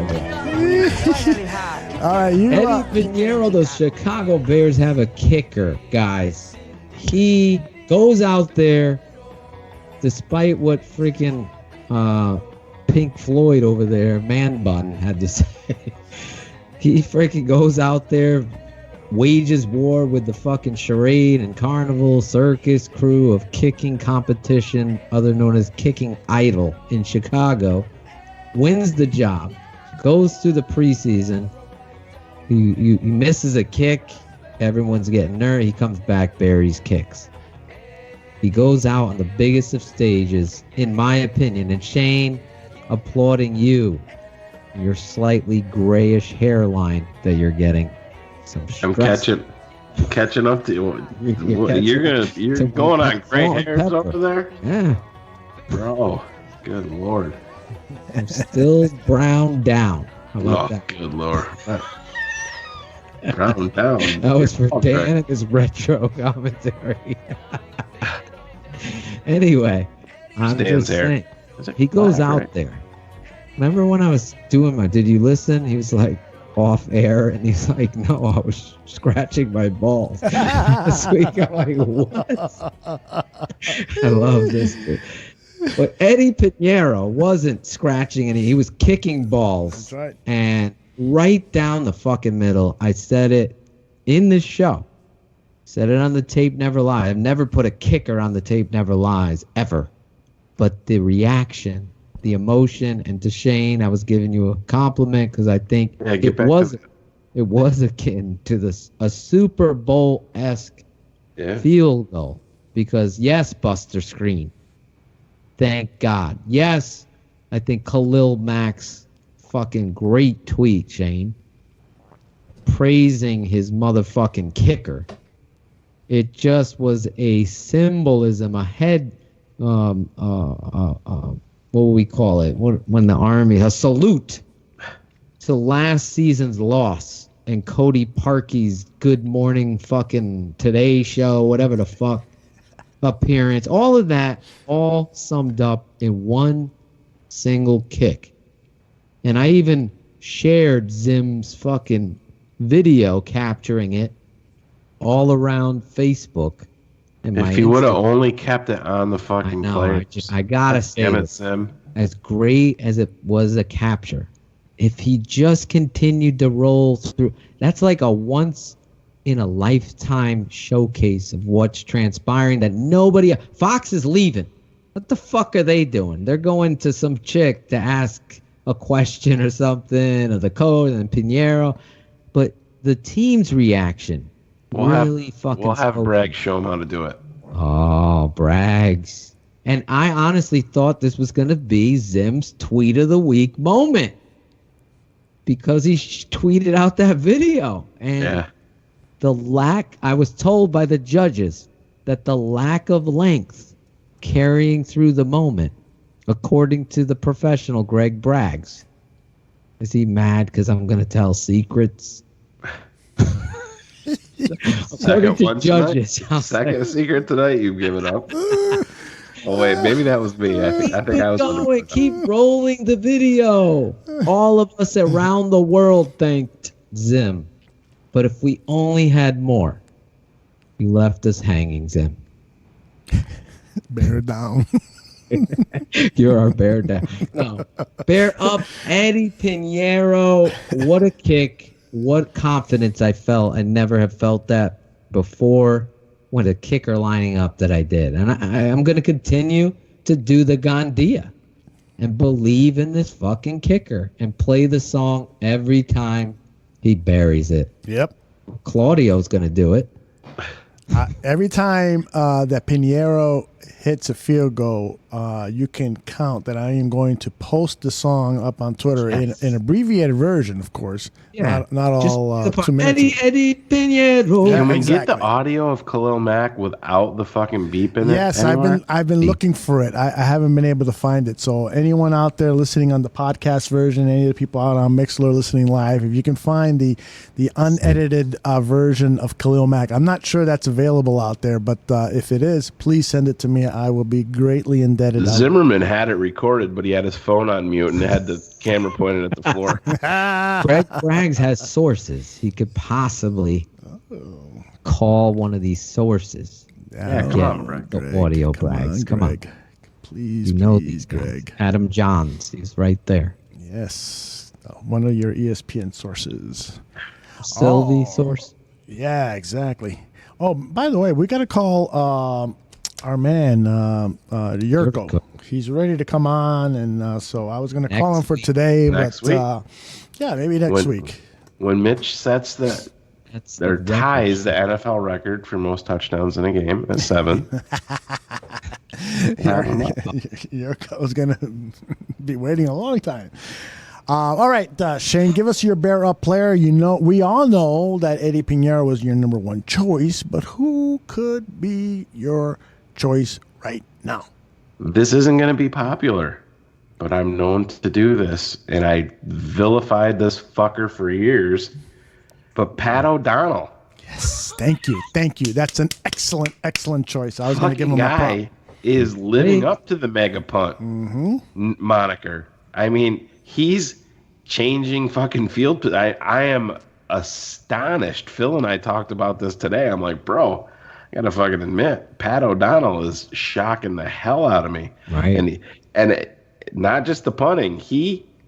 That wasn't a great fucking snap on that fucking field goal. Oh, field goal. Thank he you for fucking bringing that up. reacted to that and cleaned some of that shit up real fast. Because I mean, that could have went real bad. And even if it was a bad fucking snap, that didn't matter. Piñiero would have got fucking ethered. Sorry, James. That. Yeah. Our punter can handle a snap, James. Yeah.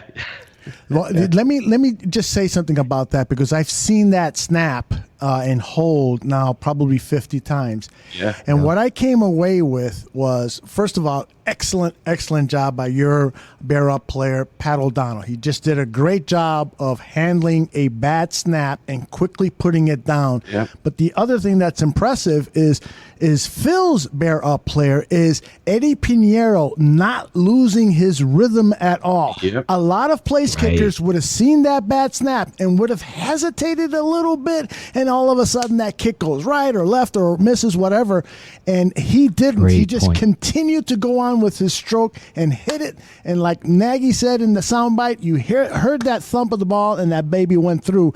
Yeah. Excellent choices, both of you guys, and they complement each other. Really well done, guys. We finally have a kicker in Chicago, Eddy Piñiero. I love that. That is not made up at all. That is Elvis, man. I love Elvis. He is awesome. He wants to come on the show. He's like, how do I get on? Oh, that's easy. You gotta have Skype. He's like, I have a WhatsApp. I go, what? WhatsApp? I have a WhatsApp. I go, oh, WhatsApp. I got you. I go, download. So I helped him download Skype. Good. So next WhatsApp. show, I'm like, maybe what's we could that? pull him up. Hey. What's that, Dak? But real quick before we move off of O'Donnell, 57.5 or 57.4 per punt on 5 punts. Mm-hmm. And a career long of 75 yards. I mean, which awesome. It was a hell of a bounce, but that shit still counts. Yeah, absolutely. He is the hang time is there, the distance is there, and up to this season, I have never been impressed with the guy. He has stepped up his game. Let me tell you something about Mr. Pat O'Donnell, and I think both of you guys will agree with me on this point. If he kicked for a dome team or he kicked at Denver, he would be an all-pro candidate every year, because he does really well on those conditions. I think one of the worst places he could be a punter for is the Chicago Bears at Soldier Field. It just is not real conducive for him. Yeah, you show Chi fans in the stands.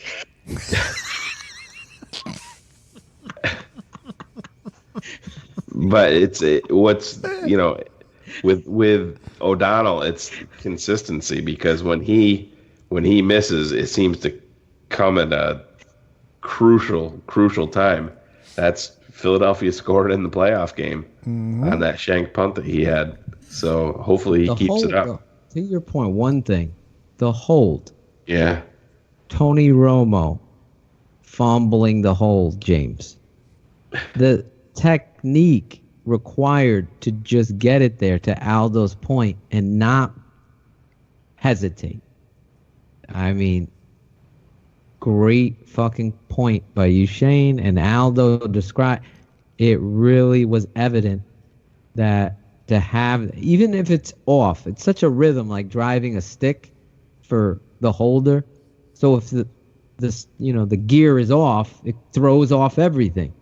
So to be able to do that really is one of those things, again, that go unnoticed that could change the whole outcome, which the fucking skies would have fallen in Chicago. Oh, my gosh. Steven Zimmerman in the chat room says O'Donnell was easily booting them 65 yards in warm-ups, and all 3 field goals by his eyesight did not have great sights. And McBeerman says, never thought I'd see a day when both bear ups are kickers. That is fucking unbelievable.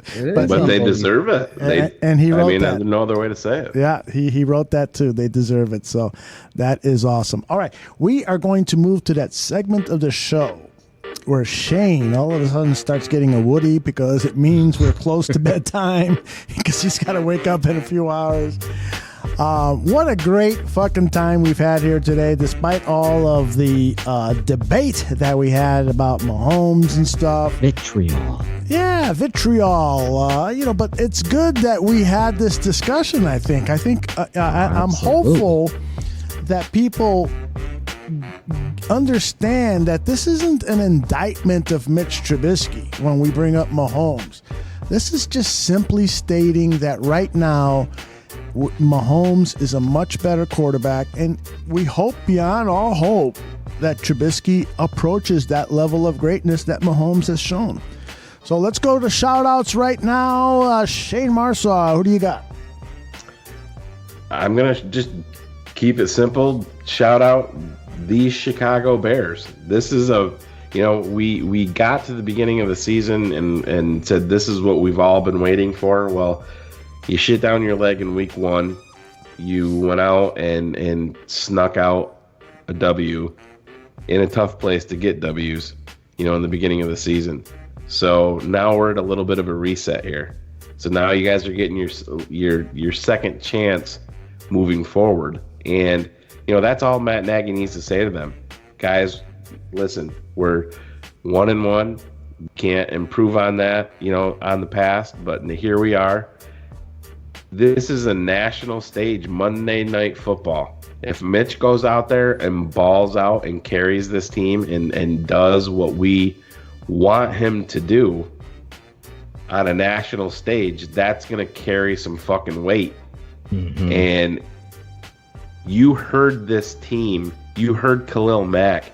Look how hyped he was for Eddy Piñiero. Mm-hmm. Just imagine if Mitch goes out there and fucking balls out, what it's going to do to this team. Huge. It's not only going to fire up the players, it's going to fire up the fucking organization, and it's going to ignite the fucking fan base. And that shit gets started, you don't know what can happen. Exactly. I mean, this defense is the calling card, but it's all going to come down to number 10. Mm-hmm. Kid, it's time to go out there, put a fucking bookmark in chapter 6, put the fucking leader book away. Let's go play some fucking ball. Yep. Let's go win some fucking ball games. Let it rip. Just like Dan Orlovsky said. Go out there, you know what? If you make a mistake, the fucking defense has your back. They're good enough to help you out there. Don't worry about the other ancillary bullshit. Go out there, play your fucking game, and let's go get some W's. Absolutely. Love it. I love that. That is a great shout out. Phil, what do you got, brother? Well, I want to thank Mark from Dubai. I'm sorry we didn't keep it under 2.5, or we didn't keep it at 2.5. We tried. Shane is sorry too. Evan Casilla, I want to shout you out. Brett Maley. Did you shout out Evan Silva? Casilla. I know. Casilla. Let me enunciate Fucking to make Evan sure. Silva. He went out of his way to respond to a tweet that I wrote during preseason in Bourbonnais when he was critical of Mitch Trubisky, saying lots of reports, and my reply to him, and this was like in week 2 of Bourbonnais, my reply to him was, Matt Nagy said that they're trying to do a lot of different things in practice. They're experimenting. It's like being in a science lab, and that's what accounts for some of these mistakes and so forth, interceptions. And so after the Packer game, he goes back, like he kept the receipt and said, oh, so what were they practicing now? And I'm like, dude, really? Come on to our fucking show and let's talk about exactly. it. Did you ask him? Yeah. And he didn't respond to that. He just wanted to fucking troll. He just wanted to throw that little shot at me, and now he's fucking satisfied. He came in his pants. So good. This was the guy that said after 1 quarter of Deshaun Watson, I still have it screenshotted. Yep. That he was not an NFL quarterback after 1 fucking quarter. This is an analyst. Then he deleted it. Yeah, that's why I have the screenshot. You little fuck. For tweeting it and then deleting it. Fuck that. That dude, Evan Casilla. I wish Barflies would go after him and ask him to come on 100 proof. Keep it 100. You just said that fucking guy, Evan Casilla, the guy you were shouting out, by the way. I said Evan Silva. You said Casilla, I thought. Did I? I don't know. I missed it. Yeah. All right. I'm going to be right again. Evan Silva. To be clear, how about that? Silva. Isn't that Spanish for dickhead? Silva? Yeah, it is. Oh, okay. Yeah. It really is. Well, anyway, I want to shout out Aaron Lemming. Did a great job on the Shy fans in the stands and wrote me a nice commentary about the tape never lies. And I'll keep private. Ryan Badge from Draft on Tap. Oh, I was going to shout him out, so I'll scratch that off on this. Still shout him out. I'm just kidding. He's a true ambassador of the bar room. Really I is. love sharing and promoting. And I mean, why not? The product, Zimmerman, is tremendous. So share it and let people that aren't educated, instead of attacking them, show them the tape never lies. Show them to subscribe to Bears Barroom Radio Network and the shows that are on it. Show them. Don't yell at them and taunt them. Just educate them. Because tonight I felt like, what a discussion. And I'll shout you out, Aldo, the second week in a row. But tonight I thought your game was on point. And your points were on point. And that's coming from a guy that really goes to bed at night praying that Mitch Trubisky turns the corner. Oh, I thought you were going to say praying that you say something intelligent. That too. But anyway, I digress to... Add another one up, Brex. Got one in there. I want to shout out some of the fans and their comments about our product. My tape never lies on Bears Barroom Radio Network. Go to the YouTube channel. You can listen to this show. You can watch the tape never lies. Yes, been some questions, Aldo, about 100 proof going to video. So I just, hopefully you can answer that. I said I'd throw it in there tonight, but before you do, Funkster Jones, the Fishman, especially this guy, Dem Frazier, waits for this shit every week. That means a lot to me. There's so many positive, and you know, you're going to have your haters, and if you don't, you're not doing it right, Aldo? That's what they said. You got that right, brother. So I feel like the tape speaks for itself, no pun intended, and I really appreciate, I'm glad people are really digging what I'm doing here, and I'm proud of it. So you should just be. Like the show and you guys and what we bring to the table, like I'll keep it 100 and end it with my last shout out. But before I do, I want to say, like, I've listened to podcasts, and this show, maybe it's just my sixth sense of humor, but you guys entertain me. Dan entertains me. Anybody that comes on, and the network itself has been very, very good stuff coming out of Bears Barroom. So shouting you guys all out. Shayne stepping up tonight, and Dan Aguire. Shayne almost was on injured reserve. It was a game time decision, Aldo. And he came through. Great job to you. And Dan, I just didn't want to have to go to work tomorrow, and I'm like, this motherfucker, and I can't say anything. Oh, we had so many things planned. Colin's sick. Wow. Told Ela, she's like, are you going to record tonight? And I'm like, probably not. I feel like shit. And then like 30 minutes later, I'm like, motherfucker, I know he's plotting right now. Come downstairs. She's like, what are you doing? And I'm like, I'm going to fucking get up. I'm going to make a cup of coffee, fucking chill, take another shower. She's like, you're going to record? I'm like, yeah, I fucking know. Phil and Dan at least are coming up with shit. Aldo's probably got fucking video. You know? And like, so I had to fucking step up in the pocket and deliver like the big boys do. There you go. Great tweets. All right, Phil. I think you got them all out, right? Yes. That was my shout outs for this week. Well done. Digress. Very Pablo Jax. Very poetically done, Phil, as we expected. I want to shout out Steven Zimmerman because he has been a joy in the chat room today. Lots of funny comments, but not only that. You know, I know that he let us down with his appearance on Last Call. I know that he let us down with the kind of video that he posted on YouTube. I know that he's not quite the hero that we deserve, but I still love this kid. Zimmerman? Yes, I do. Oh my God, it sounds like you have a coke problem. Is he you're like Vader and that's your Luke, or something's going on. Shayne has this conspiracy. I'm starting to believe it. I'm starting to think that it might be fucking Stephen Gandia. Listen to what Steven wrote here.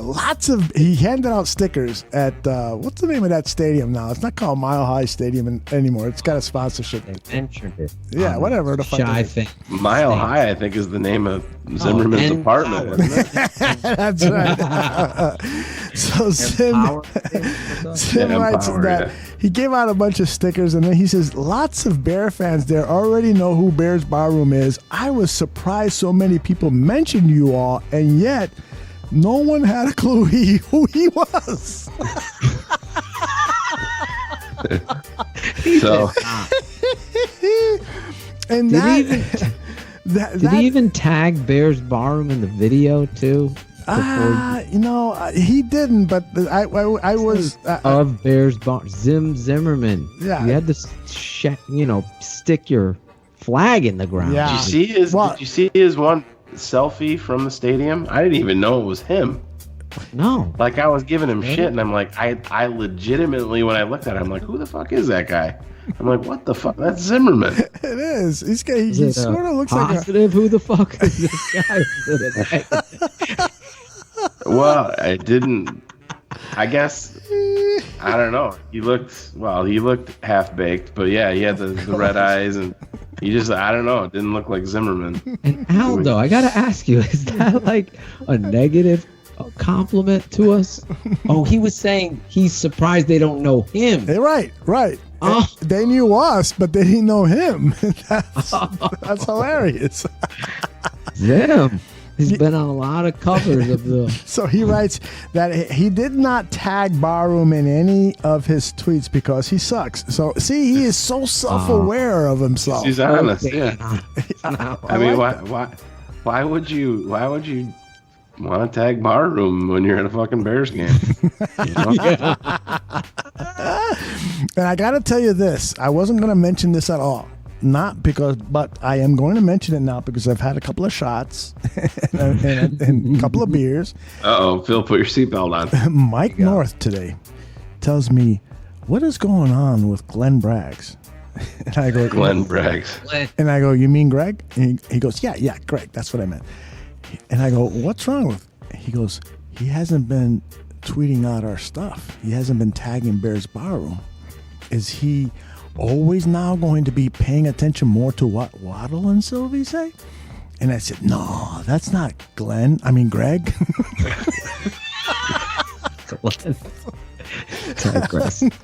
I said, Greg always tweets out our stuff, doesn't he? And so we went back and checked.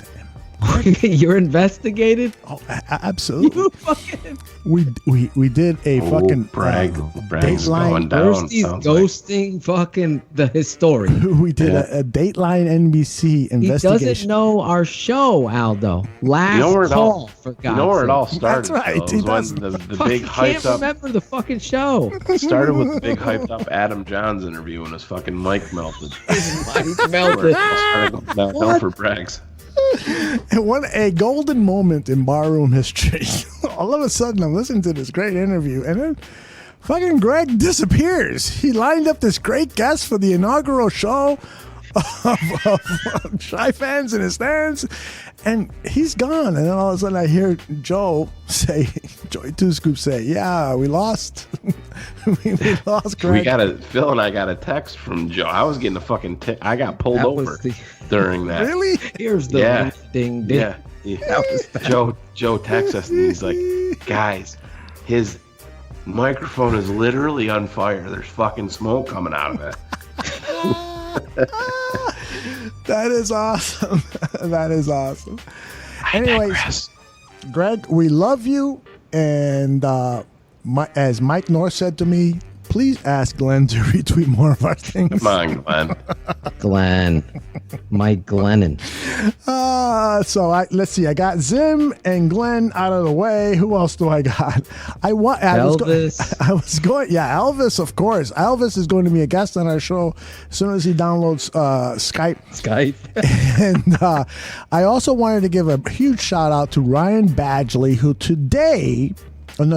tomorrow on Thursday, which is today when most of you people are listening to this in the podcast version, he is going to be the keynote speaker, or not the keynote speaker, but the moderator for a United Way event. He's going to be hosting that, which is typical of Badgley, Mr. Badge of Honor himself, that he would be doing something associated with the United Way. And I also want to shout him and Danny Shimon out. Last week, these two guys, before a Draft on Tap, we talked 15 minutes before airtime, and both of them are like, oh, my job, man, they're really working me hard. It's like, oh, yeah. Especially Danny. He was like dragging and stuff. And I started to get worried, because he sounded like more monotone than usual. and all of a sudden, as soon as the show started, fucking Danny brought it, and Badge was on top of his game with great insight on every player that Danny talked about. Badge had stats, he would lead into the player, and Danny took it over from then. And then when Danny was done, Badge had facts and figures on these players. It was just a beautiful show. And then I look at the numbers. Nobody fucking listened. Oh, jeez. I know Roy Robertson Harris's family didn't fucking listen.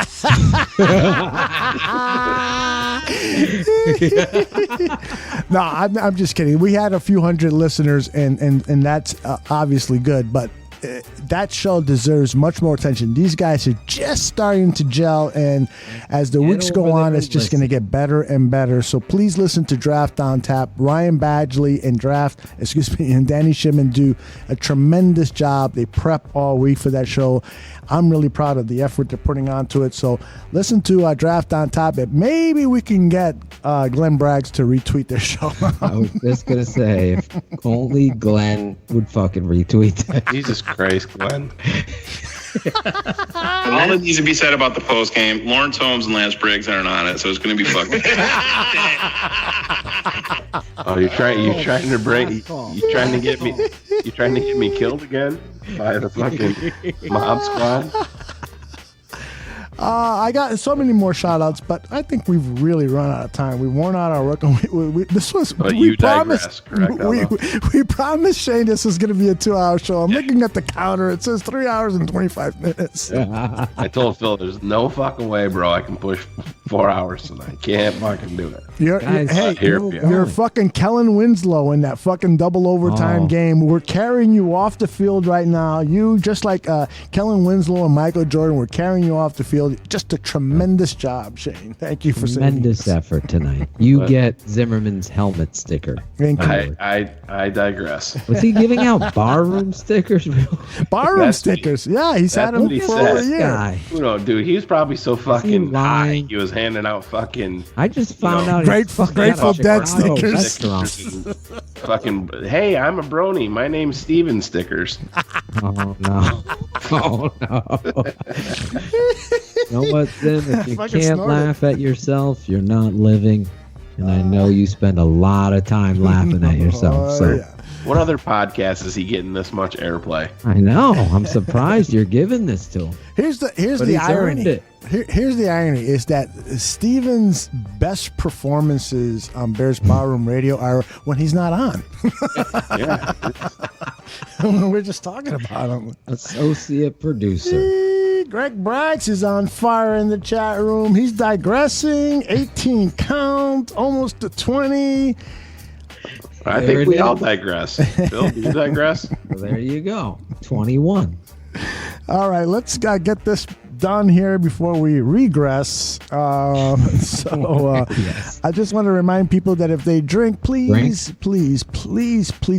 do not drive. And always say it with me, guys. Got a kick.